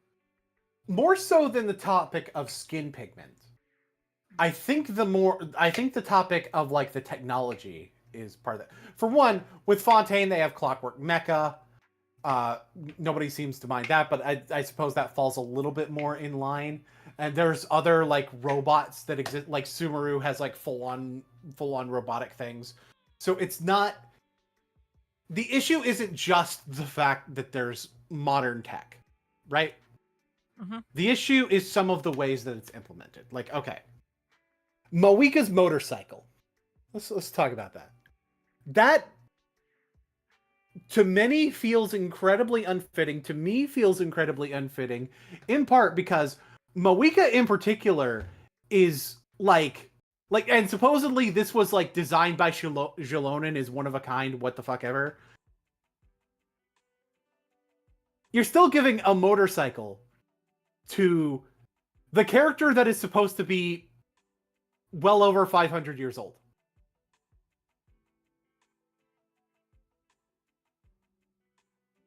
That it's a little weird. And also, like, Chandra much? Like, you like, you're already gonna draw comparisons to Chandra when you have a character who's who has fire hair.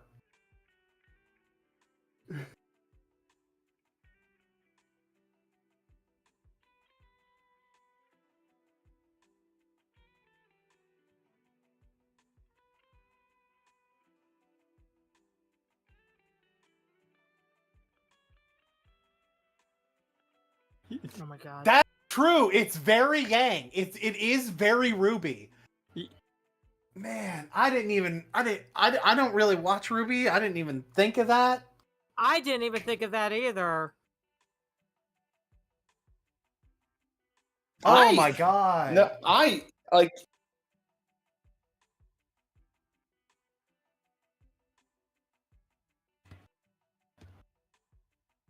Mm-hmm.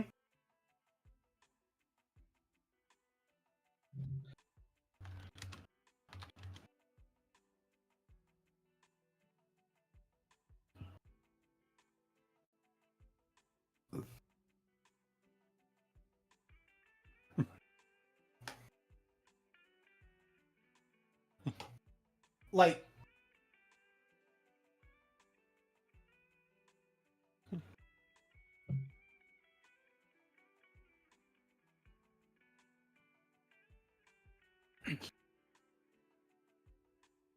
mm.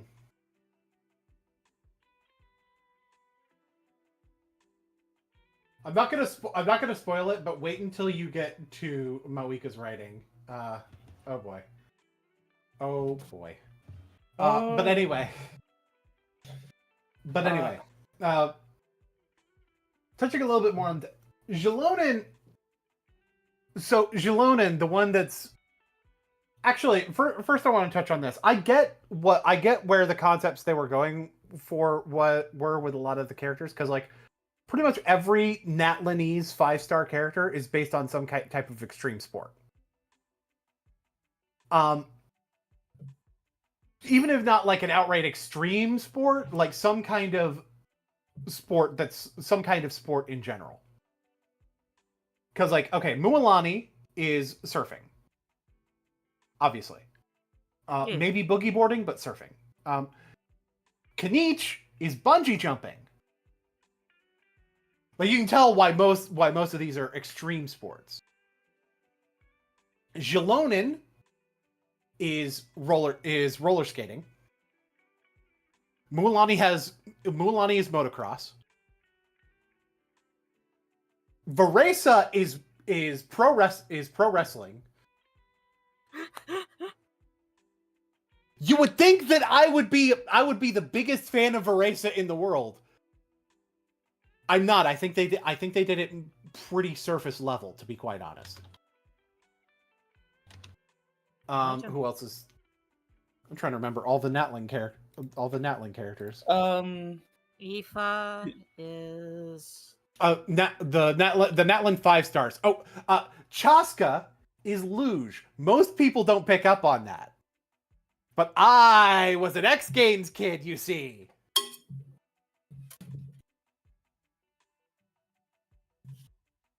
Actually, see, Lolly, I think is the exception among the 5 stars. Because I can't place what sport seat Lolly. Extreme Slumber Party. Isn't she like a painter? So no, I wouldn't say paintball.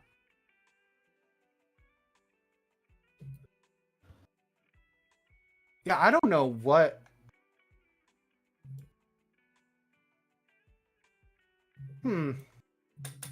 Yeah, see, Lolly is the difficult one. Yeah. We'll We'll figure it come out back to later. this later. Yeah, I'll probably figure out eventually.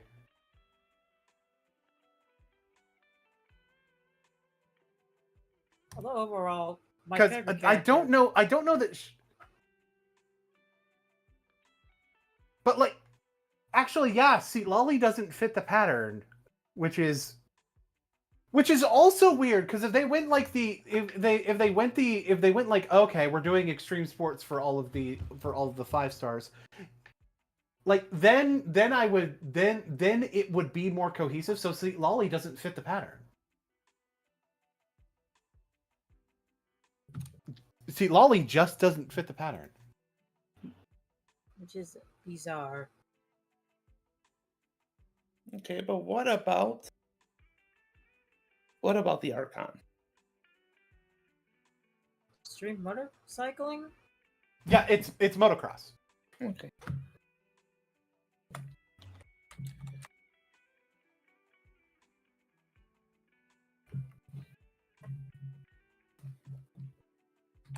Yeah, but overall, my 2 favorite regions in Genshin has to be Fontaine and Sumeru.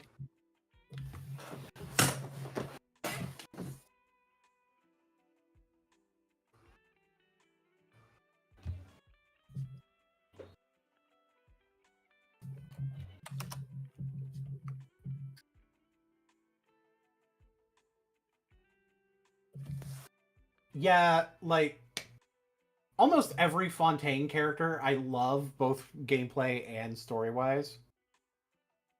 Oh, boy. Sumeru, there's a ton of characters I really like. My character has 2 dads.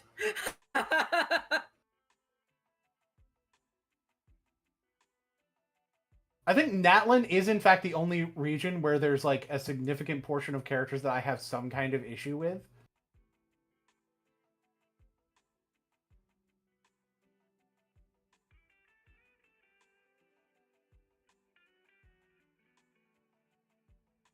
I will say, when it comes to Xiaolin's design, I really love the Jaguar aesthetic that she's got. Yeah, no, that works wonders.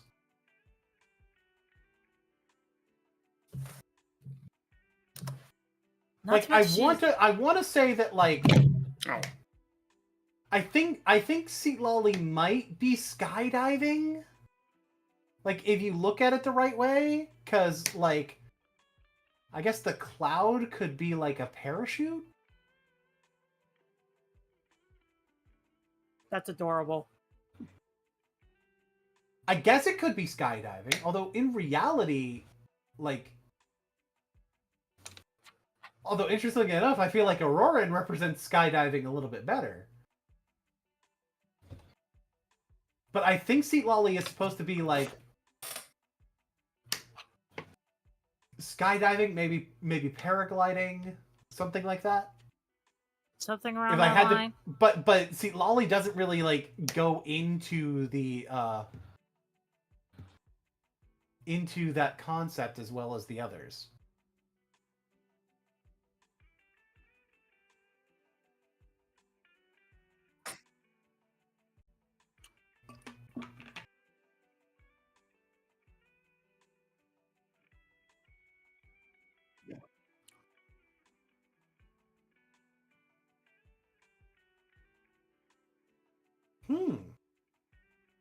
Could work. That, not gonna lie, Danny, hear me out on this. I was thinking extreme dodgeball.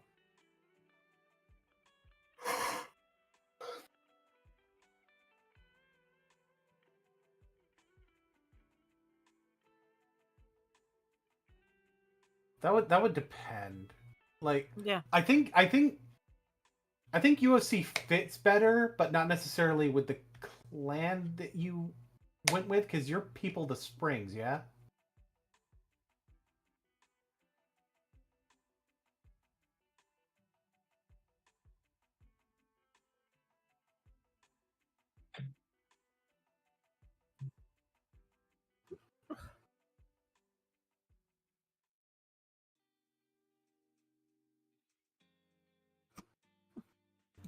You mean the collective of plenty? So that's just it. Maybe you could be a because collective of plenty would make sense because you have the MMA and that ties into professional wrestling.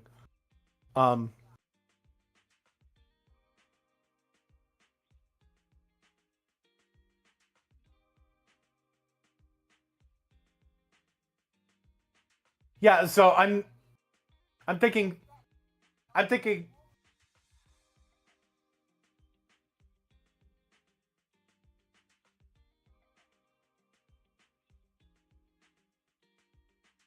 Mm-hmm. So yeah, I'm thinking it could be like in theory making this into a like envisioning this as a playable character. Like I'm imagining like you get your element from Flower Feather Clan. Chiefly, you get your but if you enter when you enter Night Soul mode, you have more so the Night Soul mode of like the collective of plenty. But maybe there's like a hybrid element of it where you can travel down the railways the water railways that People's Springs can. So that could be like an interesting element to it.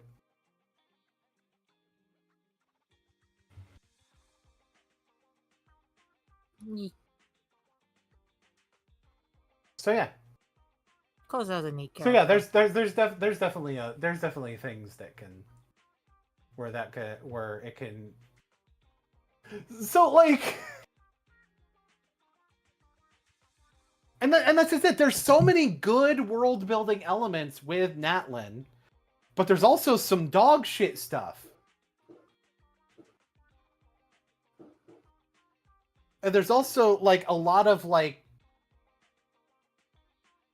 internal discrepancies. Like, okay, so Julonin is the character that's like a DJ, right? So what do you think Julonin's actual job is? But yeah, I'm going to.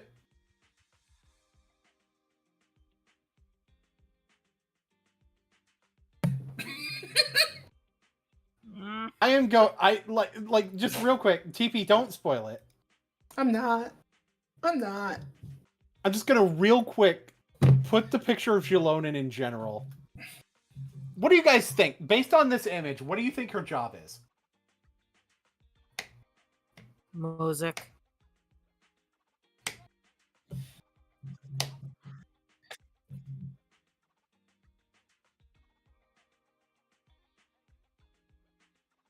Mm-hmm. Okay, so when do you want me to answer? I think you can go ahead and answer. Mechanic. Well, I guess technically mechanic. Technically speaking, the official job title is blacksmith. Huh.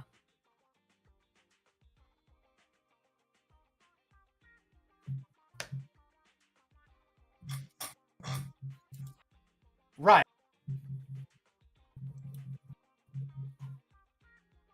Yeah.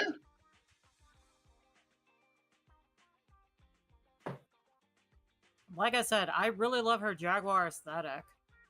Oh yeah, the Jaguar aesthetic is cool. Like she's also lazy as hell, which is very funny. Someone who owns a cat, yeah, I could say it. Also, Julonin will not show up in my polls, and that's the thing I'm the most angry about. Especially with how broken this character is. Like later, I will show you her character demo trailer. It's actually really fire.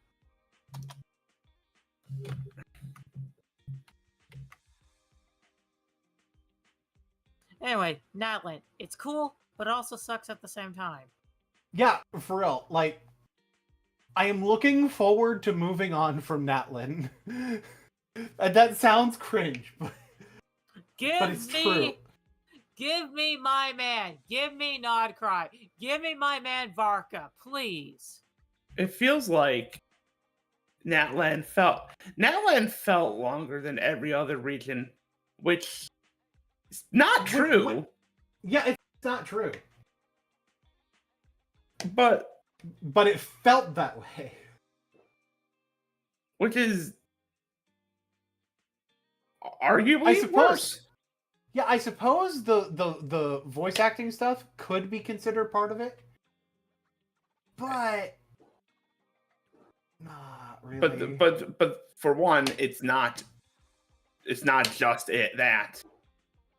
And while and for one, and like and to be and two I don't know if I would say in its defense, Natlan wasn't the only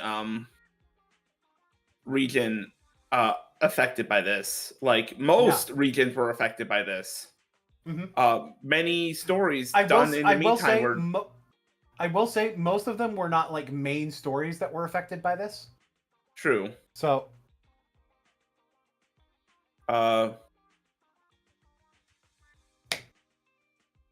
But still, having an entire thing that's supposed to celebrate Nahida's birthday be mostly quiet, besides like of all Sino. character besides Sino and ironically a previously mute character in that one companion from, I forget their name. Which one? Uncle I'll- Sai. No, it wasn't a playable character. Hmm. It was like that one like red like flying character from the end of Sumeru. Oh yeah, Like they did not have a voice before. yeah, I remember. Ironically, I remember who they suddenly were voiced in that. And the thing is, the reason they weren't voiced before is because they were from a side quest. Yes, And exactly. so few of the side quests have voice acting. Absolutely, I know that. It's just really funny that that's what happened, and it happened during the time where we had the strike. Yeah. Uh, Which there's a lot to that strike that was bullshit. That's not necessarily worth getting into right now. I will say one thing that could have easily been better if it had the voice acting, apart from some of the quests, was definitely that year's Lantern Rite, which I think was really strong without it, but could have been stronger with it. Oh yeah, that Lantern Rite was really dope. But I did start noticing that there were a lot of event quests that were basically the exact same story as it afterward. Like the one event with Raiden Shogun, it felt it started to feel like Raiden's story arc in that event was borderline the same as Hu Tao's. Maybe it's just me that felt that way.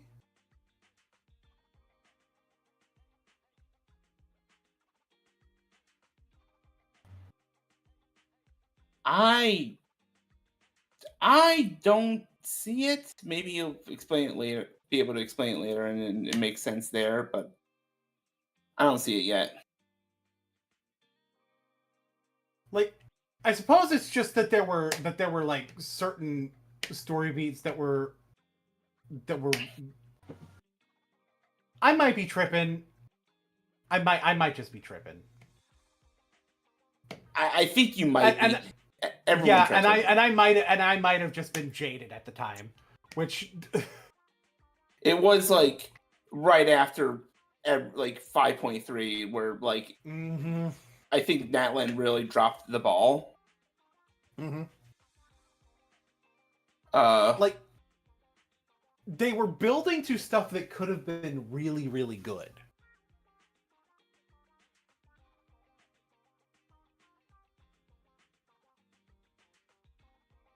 And I still think some things that happened in the Natlan Archon quest at the end still like were good.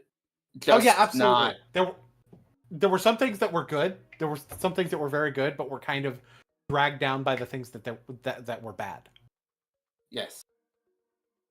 Yeah. Another part of it, another weird thing with the like voice acting strike for me with the Genshin thing,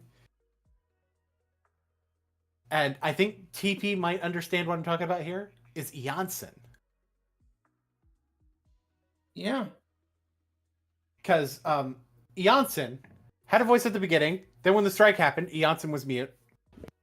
But then when Janssen became a playable character, all of Janssen's lines, including ones in new story content from that update, were voiced. And I'm like, I don't know what the fuck happened here. I'm not 100% sure that this was strike activity with Janssen. It was so weird. Anyway.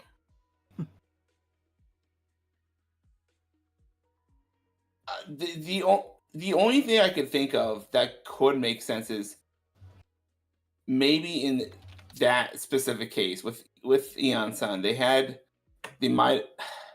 I could just be wrong, and I probably am. They could have had they could have had some of the some of the stuff for Eon-san ready at 5.0 for when they were to eventually get ready, but you know. But even possible, that feels... like if it was just like the ones related to being a playable character, the voice lines related to that were there, I would fully believe that it's like, oh, these voice lines were already ready, so that's why these voice lines are here and these other voice lines aren't. But then when like the story content also had it, and I'm like, wait a fucking second, then why would there be like a skip in the content in what's available? You'd imagine that you'd record these things like in the order that you're going to release them. Yeah, because like they have a blueprint of when they're doing what, and that's the thing that strikes me as like just super odd. Like that's why I think it's like it may not be it may have been a like legitimate scheduling conflict and not like actually strike related. Either that or the voice actor was like, and the thing to remember about all of this with the strike is that also none of this is any kind of official strike. Like it is in reality a work refusal that's being enacted by the voice actors themselves, not in relation to SAG. Some of them doing so in solidarity with SAG, some of them and there were like disparate different goals. It's like, okay, that means Janssen's voice actor may have had a different goal that let them come back. And it may also have been, because you got to consider a lot of this was also happening around the switch from, because the 5.x, it was like, I believe around 5.3 where they formally announced that they were working with Sound Cadence, or not Sound Cadence, they were working with Side on Genshin. So the switch from Formosa to Side, I believe, was happening during the entirety of 5.x. And that may have been part of some of these issues. So it may not have been as simple as just the SAG after strike. Like some people were definitely operating with that and operating with that in mind. Others may not have been, and it may have been something else.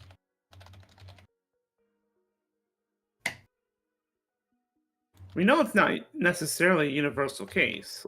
We know. Yeah. There's only And I think some people we know exactly what their motivations were because they said what their motivations were. Mm-hmm.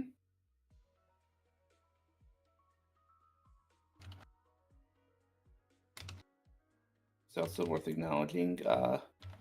I think at this point, more or less everyone else has gone back. Everyone has come back. The few people that haven't come back were some of the ones that were replaced. Obviously. And some of the things I will say, I will say that I understand the position of Hoyo when it comes to Kinich. I do not necessarily think that it was deserved to replace John Patnod. I don't think it was necessarily right, but I get it. I have much more of an issue with Karina Boatger and Kaylee Mills' response to it.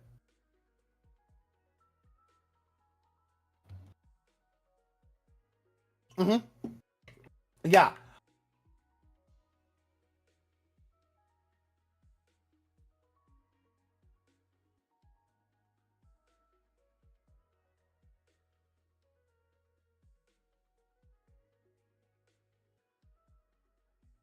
Exactly.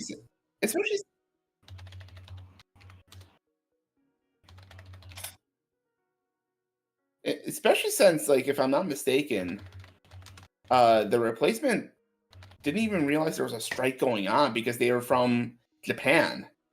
Yes.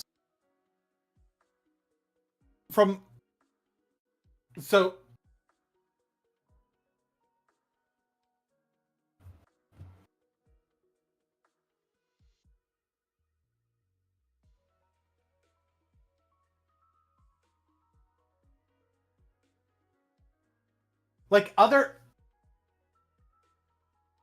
and Kaylee was literally and Kaylee Mills did one of the worst things in regards to that.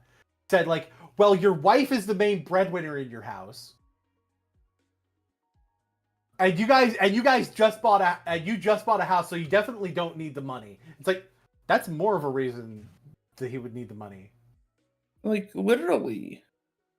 And it's like, what are you? And also, why are you fucking like pulling up this dude's financial information? Yeah.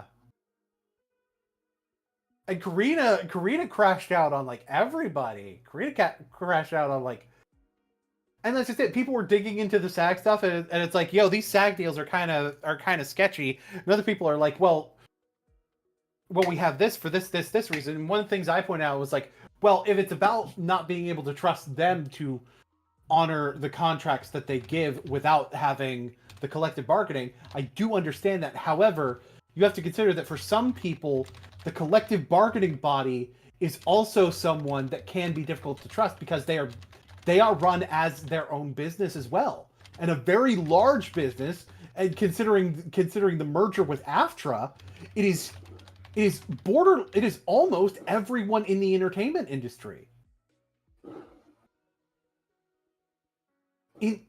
Under a single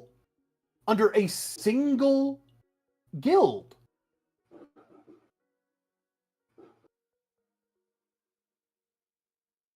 Mm-hmm.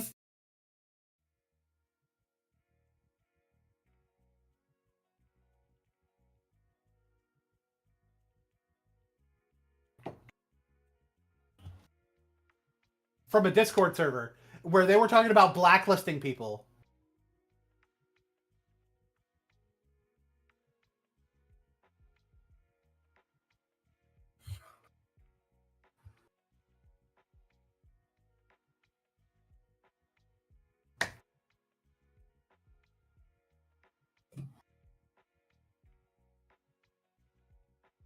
Thing yeah, is, you know I what do. happened? And what happened was that as soon as they announced that a certain somebody got fired, the Genshin fans poured more money into the game. Yeah. Like, even before that, even the Chinese fans were saying, if you fire the English voice actor of Paimon, someone that we're never going to hear, if you fire that one, we will pour so much money into this game. Mm-hmm. And they did. Because guess And, what? like, They listened to their fans. like, the main replacement that I don't necessarily agree with in Hoyoverse doing is Kenichi. I understand why they did it. I don't agree with it. That being said, considering the behavior of Karina, of Kaylee, Sucrose's VA is a little bit different. I think it's just oh, this thing is officially over and you're still on strike. Okay, that gives us every ground we need to replace you. Like that is a little bit.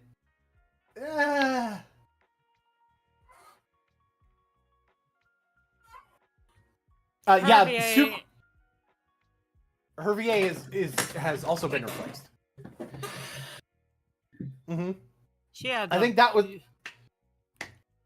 that was just continued work refusal, especially like I think if you're continuing to refuse to work when almost all of your peers are coming back.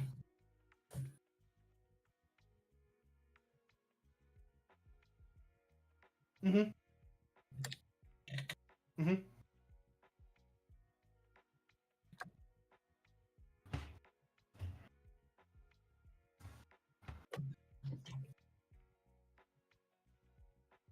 And some people are like we should believe the people who are saying that they were not offered this and this, they weren't given a contract. It's like, okay, but I understand that, but do y'all remember the Bayonetta situation?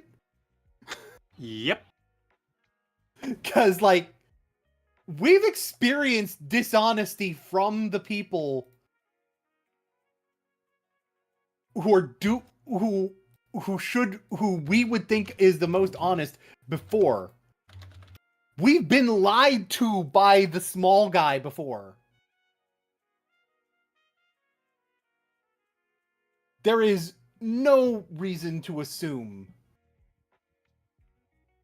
And that's just and the thing is, when like a few people are saying, I wasn't given this offer, and other people are saying, oh, I have signed to a different, their contract is now with a different company. I have trouble believing the person saying that they weren't given a certain offer when everybody else is signing that offer. When everybody else is talking about this new company that has these protections built into their offer.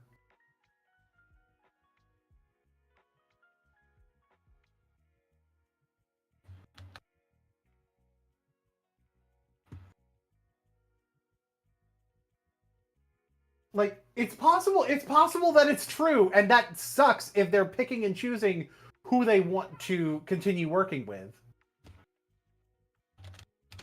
If that's true. But there are reasons to doubt it being true.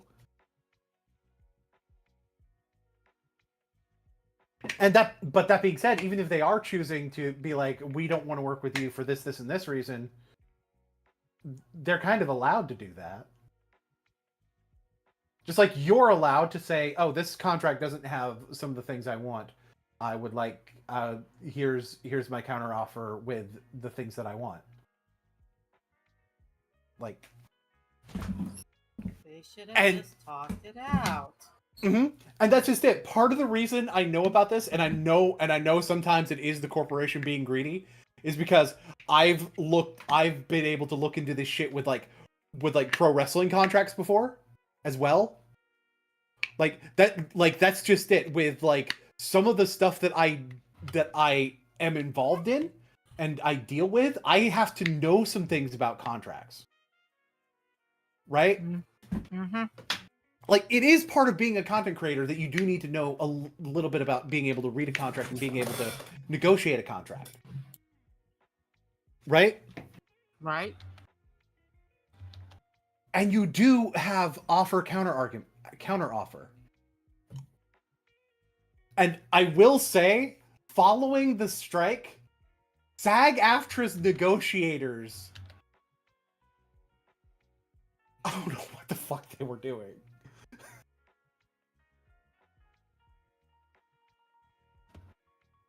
Like, well, actually, at this point, I do, based on the Discord leaks. It was attempting to monopolize, so that the producers didn't have a choice. Mm-hmm.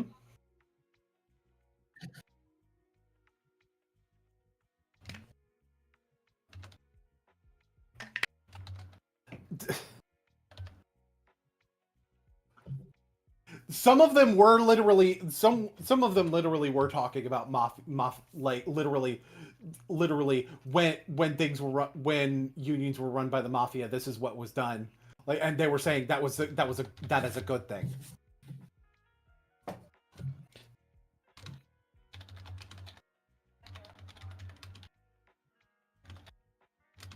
Mm-hmm.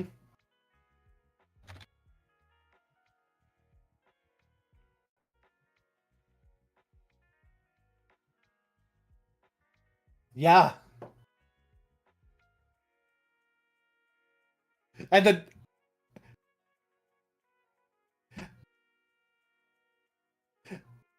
boy, did the name, I bet the name Teamsters turned up now, didn't it?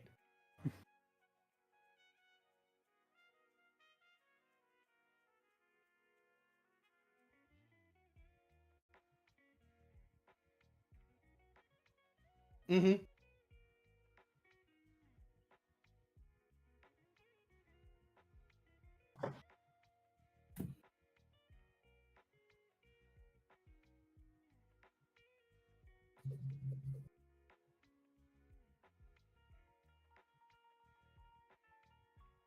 Mm-hmm.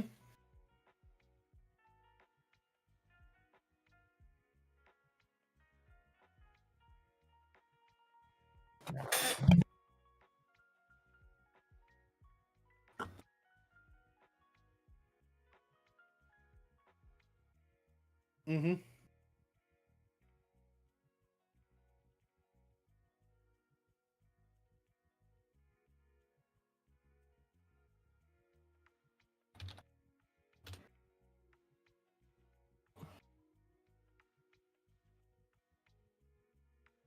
John Gotti.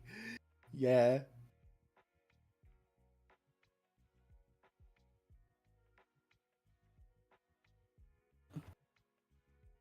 Mm-hmm.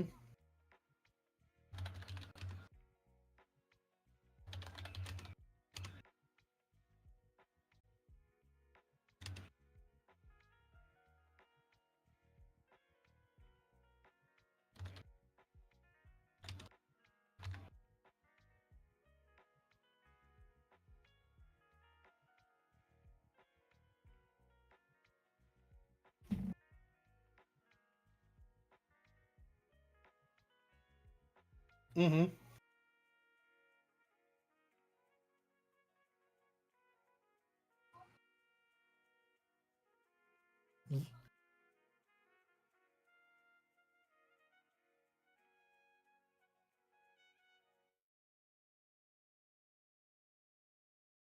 Who Oh, died? Bongo died. Bongo died. I think Bongo was like, I'm out of here. I think it was just running with the same piece of music for too long, but that's okay. I can just re-edit. Yeah. So yeah, SAG is a bunch of poopy heads. Like, the thing is, I didn't want to make it I didn't want to make it SAG as an issue. Like, I never wanted to say SAG as an issue, but I did point out, like, yes, it's very possible for the, like, even when they are acting with good intentions, it's very possible for those good intentions to go against individuals who to go against an individual's best interest, right? Mm-hmm. And that was and when I made my initial video, that's something I pointed out. It's like, even acting in good faith, that might not be good for you. So of course, having options that are not funded by the same guild, like in reality, I think if there were like, and that's just it. That's just it. Nowadays, there are a lot of actors who will sign contracts with studios more so than for an individual movie, right? Granted, they will move around studios more, but I don't know.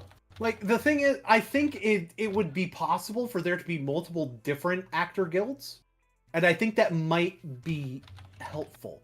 And the thing is, a lot of laws that people were talking about, like, oh, they're not going to kick out the non-union actors. Look, we have Taft-Hartley right here. And like a lot of these exceptions that they were talking about, it's like, okay, but the reason that those exist is because of the mafioso-like tactics that are very similar to what you're doing now.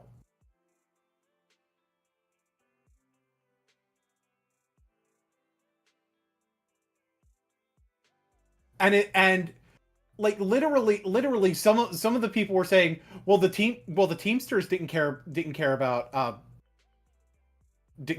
the support of the general public. Okay, the Teamsters weren't a career path that is about that primarily involves public perception, like acting, and also they were run by fucking mafia. Like, it is known that they were run by the mafia. That's why they were fucking dissolved at one point.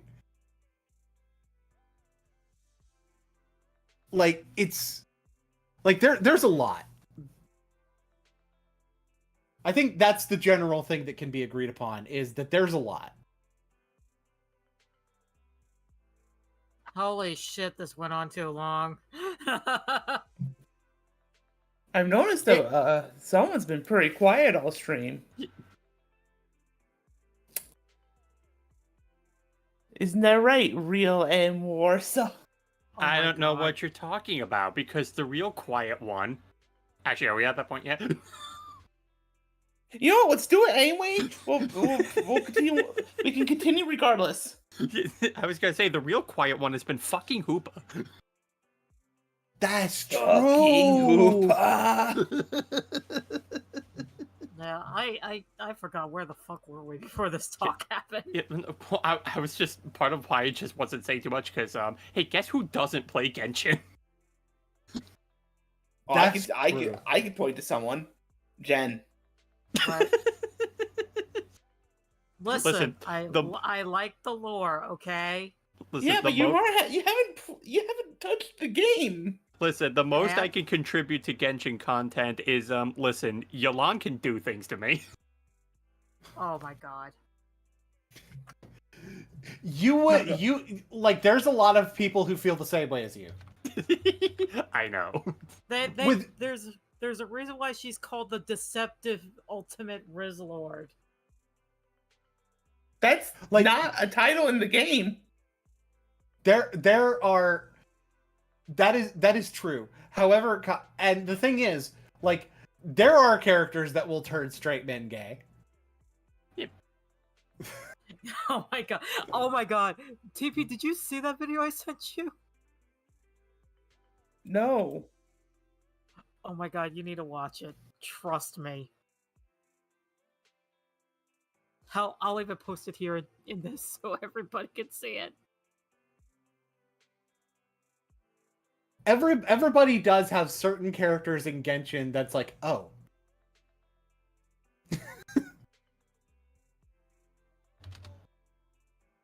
I screamed when I found a video of a certain somebody from Inazuma A certain somebody named Shikanoi and Heizo.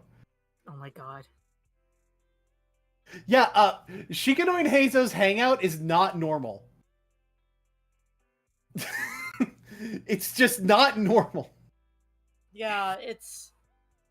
Let's just say, if my character in the campaign meets him, she's not going to survive the res. Like there are male characters with lethal doses of Riz. Oh boy, Danny, I cannot wait for you to get Fontaine when you meet the Riz Lord.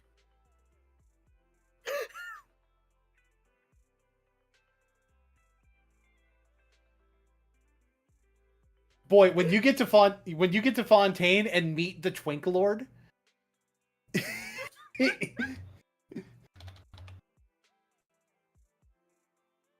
You see, there's a character named Linny. Oh my god. Genshin's not a dating game. Meanwhile, Lenny over here. Genshin's Yeah. not a dating game, bet. Yeah, Linny did not get that memo.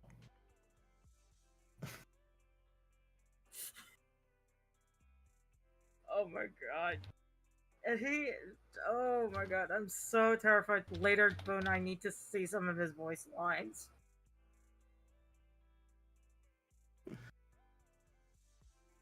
Oh boy. I need Like, to know. There is a voice line where Heizo talks about, like, there's Heizo's birthday line. It is the voice line for your birthday. Where what Heizo's talking about is wanting to take you to an escape room for a fun experience. However, he talks about doing this in the most sus way imaginable.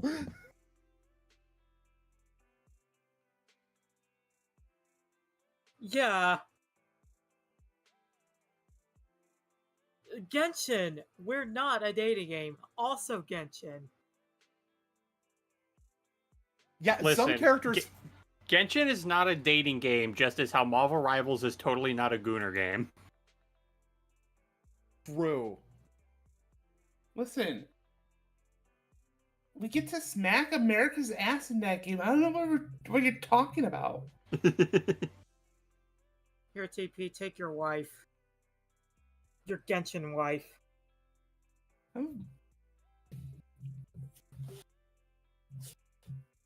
Are you telling me you want my Genshin wife to smack America's ass? Do you want her to do that? It would be funny. It would be funny. Oh, God. Also, speaking of Genshin dating, me and Boone have talked about what path my girl is going for, and it is kind of funny.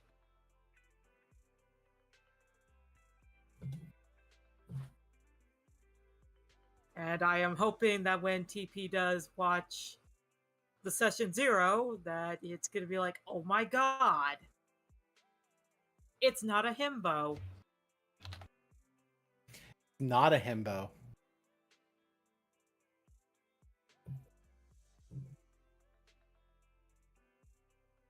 Meanwhile, also, Zhanya got bewitched by Zhongli, and I totally understand it. Yeah, so Zhongli showed up, and, like, not just Zhanya, Beans was like, oh. I just not need to imagine him. It's fine. Her exact words.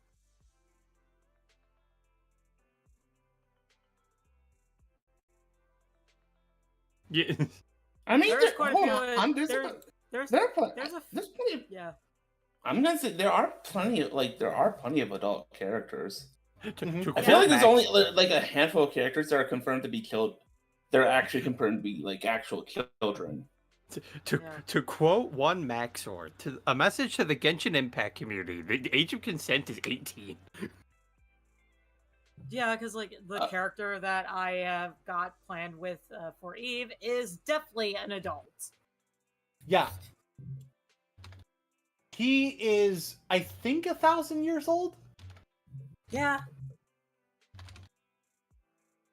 I think it's also worth acknowledging there's still a difference between a character being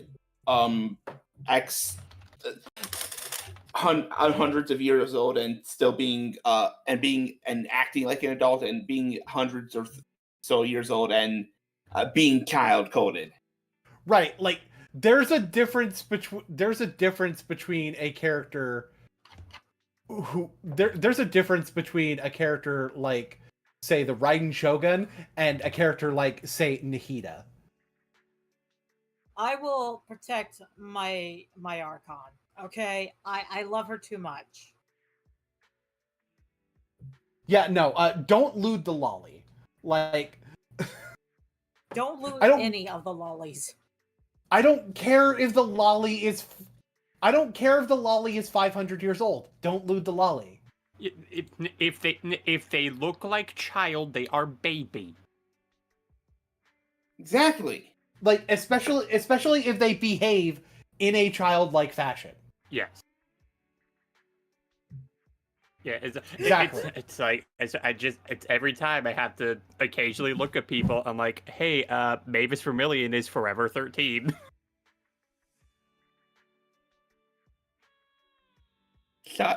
Be quiet, you Friday Night Funkin' mother. Oh my god. Silence, Redditor. Damn. Just calling out everyone right now. Oh,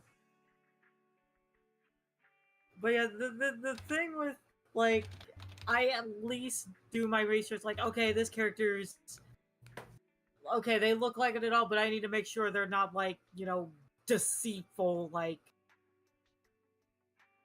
okay, they look like they're 20s or something like that. Oh, no, they're 15. Nope, backing up. That Always one check prosy the A. It's that one prosy D video of, like, you know, what are you, like, 0? I'm 1,000. Nope. Yeah, no, like, the thing is, like, no, Nahida being over 500 years old is not an excuse. If it looks like a child, don't do it. Exactly.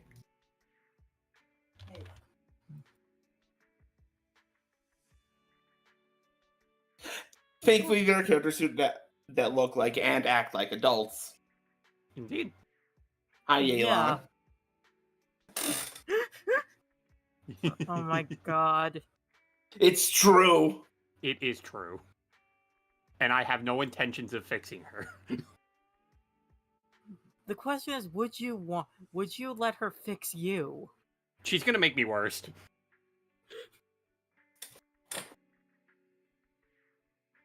So Realm X Yelan, got it. Listen, I'm just saying, if anyone suggested her for the Smash or Pass list I did some time ago, she would have went and Smash.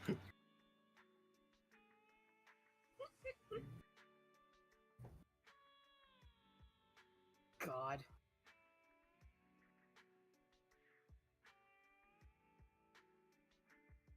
Hey, listen, I don't want to hear from you, Miss Tengen Uzui Simp. Listen, I have a type, okay? And so do I. I'm not judging you by your type.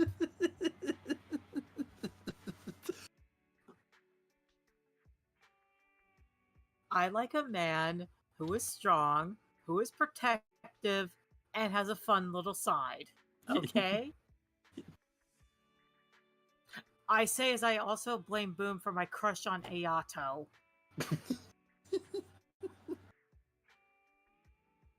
Ayato may not be a... Ayato might not be a him, but oh my god, he is so fucking attractive.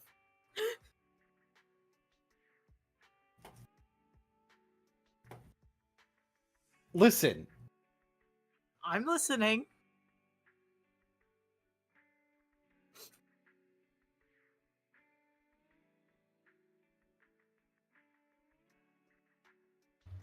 Yes. anyway.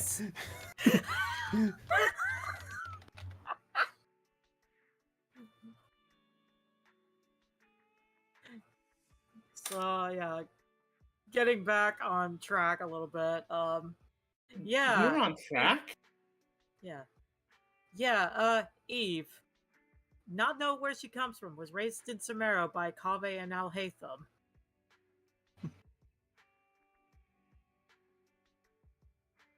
Water hydro, hydro catalyst. Also the heels.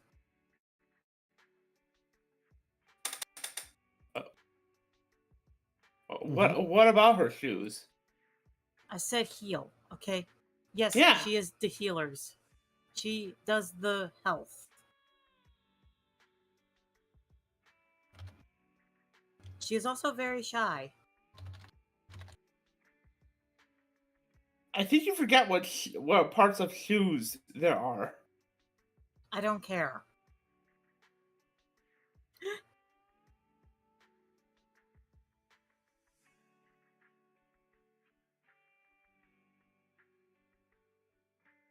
Yeah, we did go, but yeah, I did discuss with Boone about about Eve's backstory, and it's very interesting that she has a goal in mind, but it's like, oh boy. Oh boy, Mr. Krabs. Oh boy. We also got How's left that- with some very How's that spooky feeling now, notes. Mr. Krabs? Very spooky notes. And I also believe we also got 2 hints with Gotcha and Koza's villains. Couple hints. Yeah, Gotcha's villain showed up. Technically speaking, he showed up. Mm-hmm. Oh, there's another thing I need to ask about whenever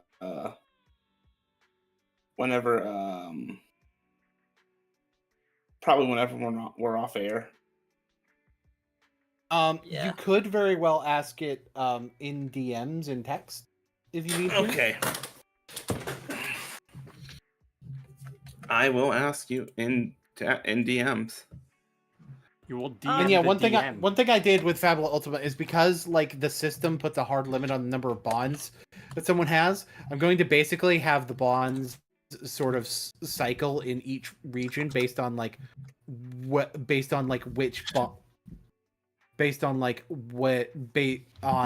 characters.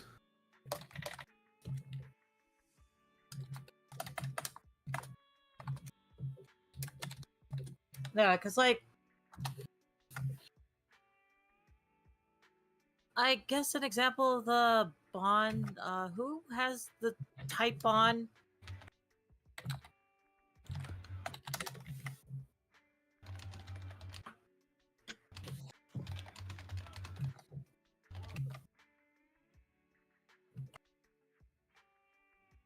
I am not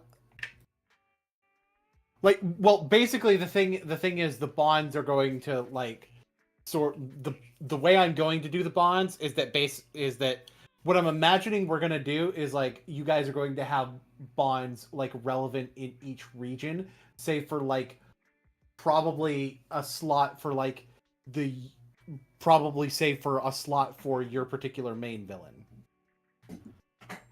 Right. And but like generally speaking, the other bonds are free to sort of float around depending on the region. Like for instance, let's say,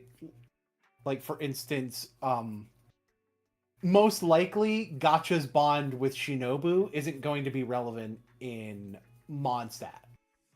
So when we're going to Mondstadt, I'm going to be like, right, the Shinobu bond, we're going to put that off to the side for now.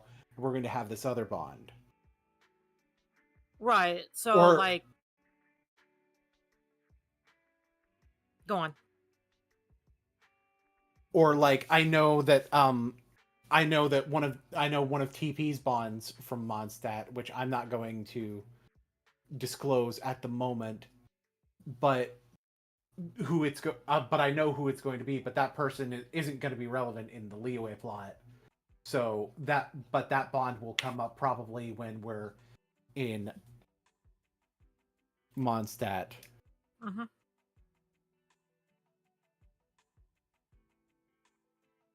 Or like some of the bonds that I have in Samaro isn't gonna matter Yeah. in, like, say, Fontaine or whatever.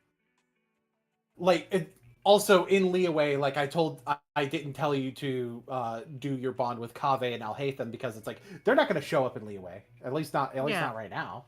Like, but like if you guys return to Liyue later, I might say, okay, these characters are showing up for this Liyue quest, so go ahead and put them as bonds for here because this is like, and I think that's what makes the most sense.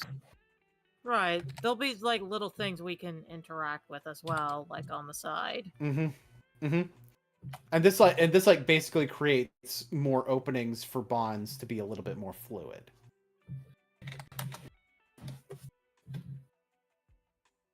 Like maybe a character from Natlan could show up in, say, Inazuma for Koza to interact. Mm-hmm. And that's just it. It also leaves some room to develop bonds.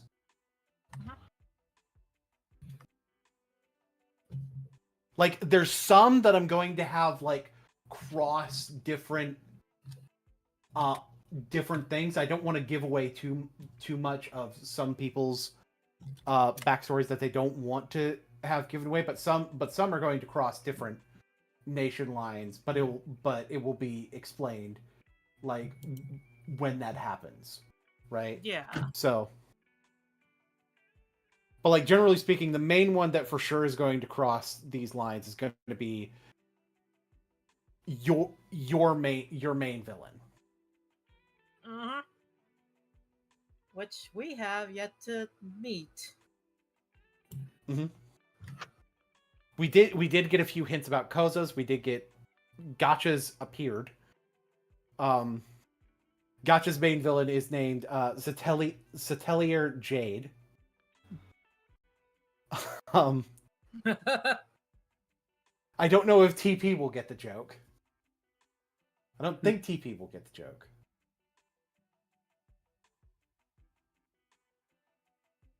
But I can explain the joke. Go on ahead. I feel yeah. So TP, you know how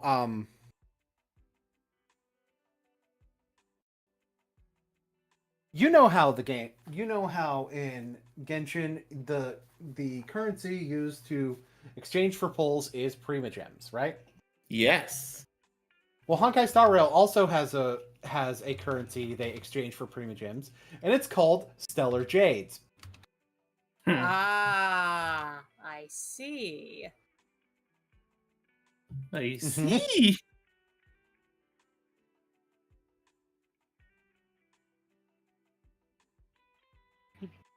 It's more gotcha.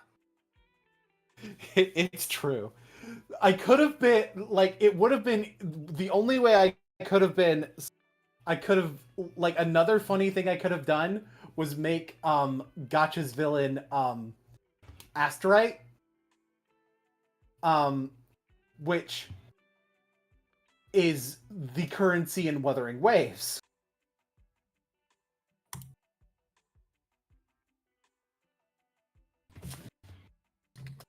Which would have been even more of a direct parallel because Genshin and Wuthering Waves are both open world ARPGs. This hump to your boy too. It is home to Gay Pirate.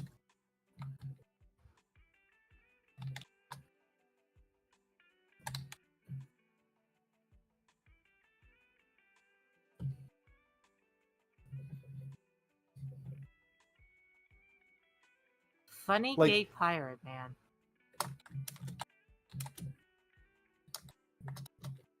Yeah, if Pacifico was in Wuwa World, there would be a non-zero chance that he would be dating Brant. Funny gay pirate could also refer to someone in Genshin. Just not the band part.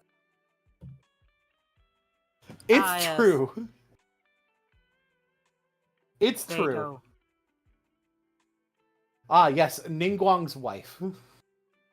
The other Riz Lord. At this point, everyone's just a Riz Lord. Oh no. There's some Pacific Riz Lords. Yeah, there's some specific Riz Lords, most of them animo. Yeah. You're going to realize that most of them are animo. Like, TP, you know what I mean by that, because, like, you gotta consider some certain Riz Lords in animo. Because you gotta consider, animo has Heizo, Kazu.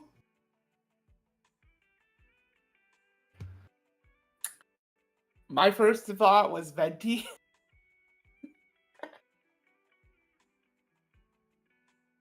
I mean, get a few drinks in him. One poem and you'll be smitten. Nah.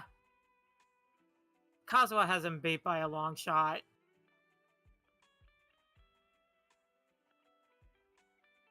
And you also gotta consider, for a lot of people, Wanderer. Yeah, sadistic Riz Lord. It's almost like, barring the children, I'm almost tempted to make to try and attach Rizlord to every character, not unlike making every character in Smash some form of Marth.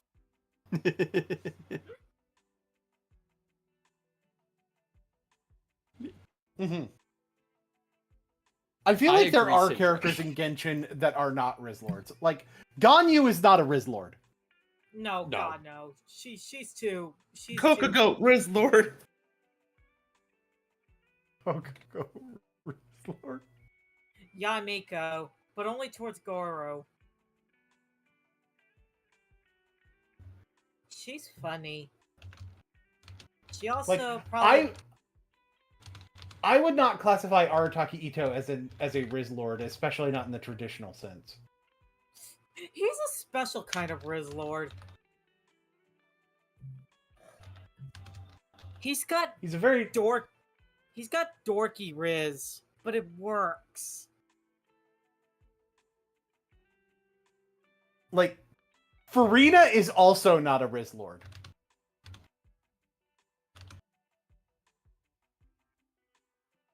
No, she's not.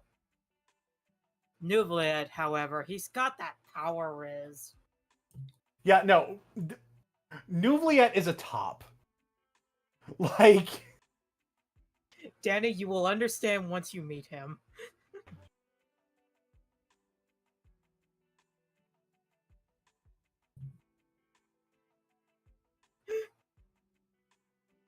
Worsley, kind of.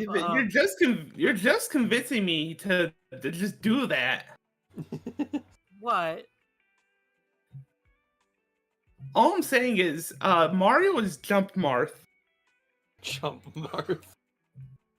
Oh my god.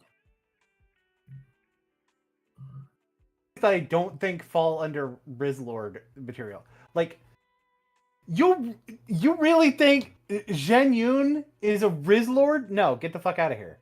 You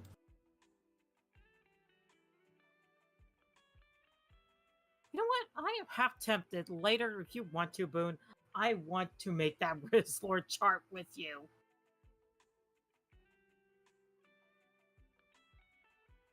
Maybe. I'm gonna file that under maybe.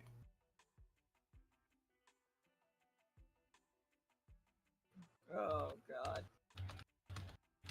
Yeah, Genshin Ultima gonna be fun, even though I have to wait a long time for it. Lol, drip marketing. I know, right?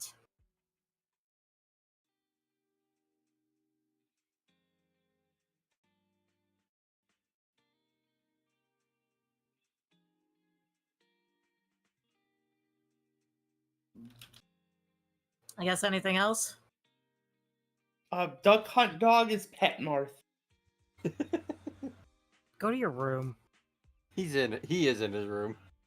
Go to another room and claim it as your own. You want Go to TP to expand his territory? Yeah. All right. I'm claiming your room. You Sorry, did Ralph. say go to another room. Wait, no, he just said your room. He never specified which of ours. Could have been your room. Damn. Well, Damn. he didn't specify my room. No, I didn't. I said your room. Who is the your in this situation? Your I don't know. Say his name and he I don't know. Oh shit! He got your Hendry's room. Boom, boom, boom, boom. TP is in my room. all I gotta do is open this bag. What?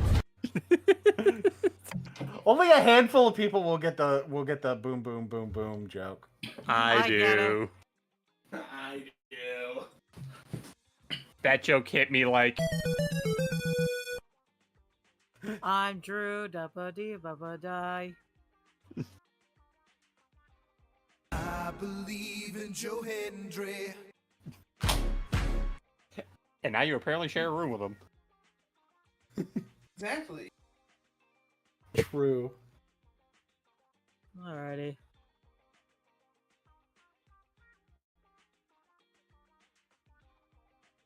Well, I guess this would be a successful recap chill stream.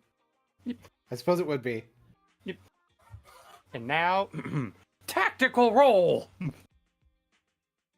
I suppose there's only one thing left to do.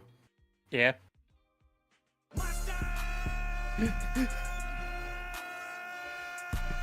Well, you see, I Wait, regret to that would- inform you, Boone. All the mustard's been used up by fucking Hoopa.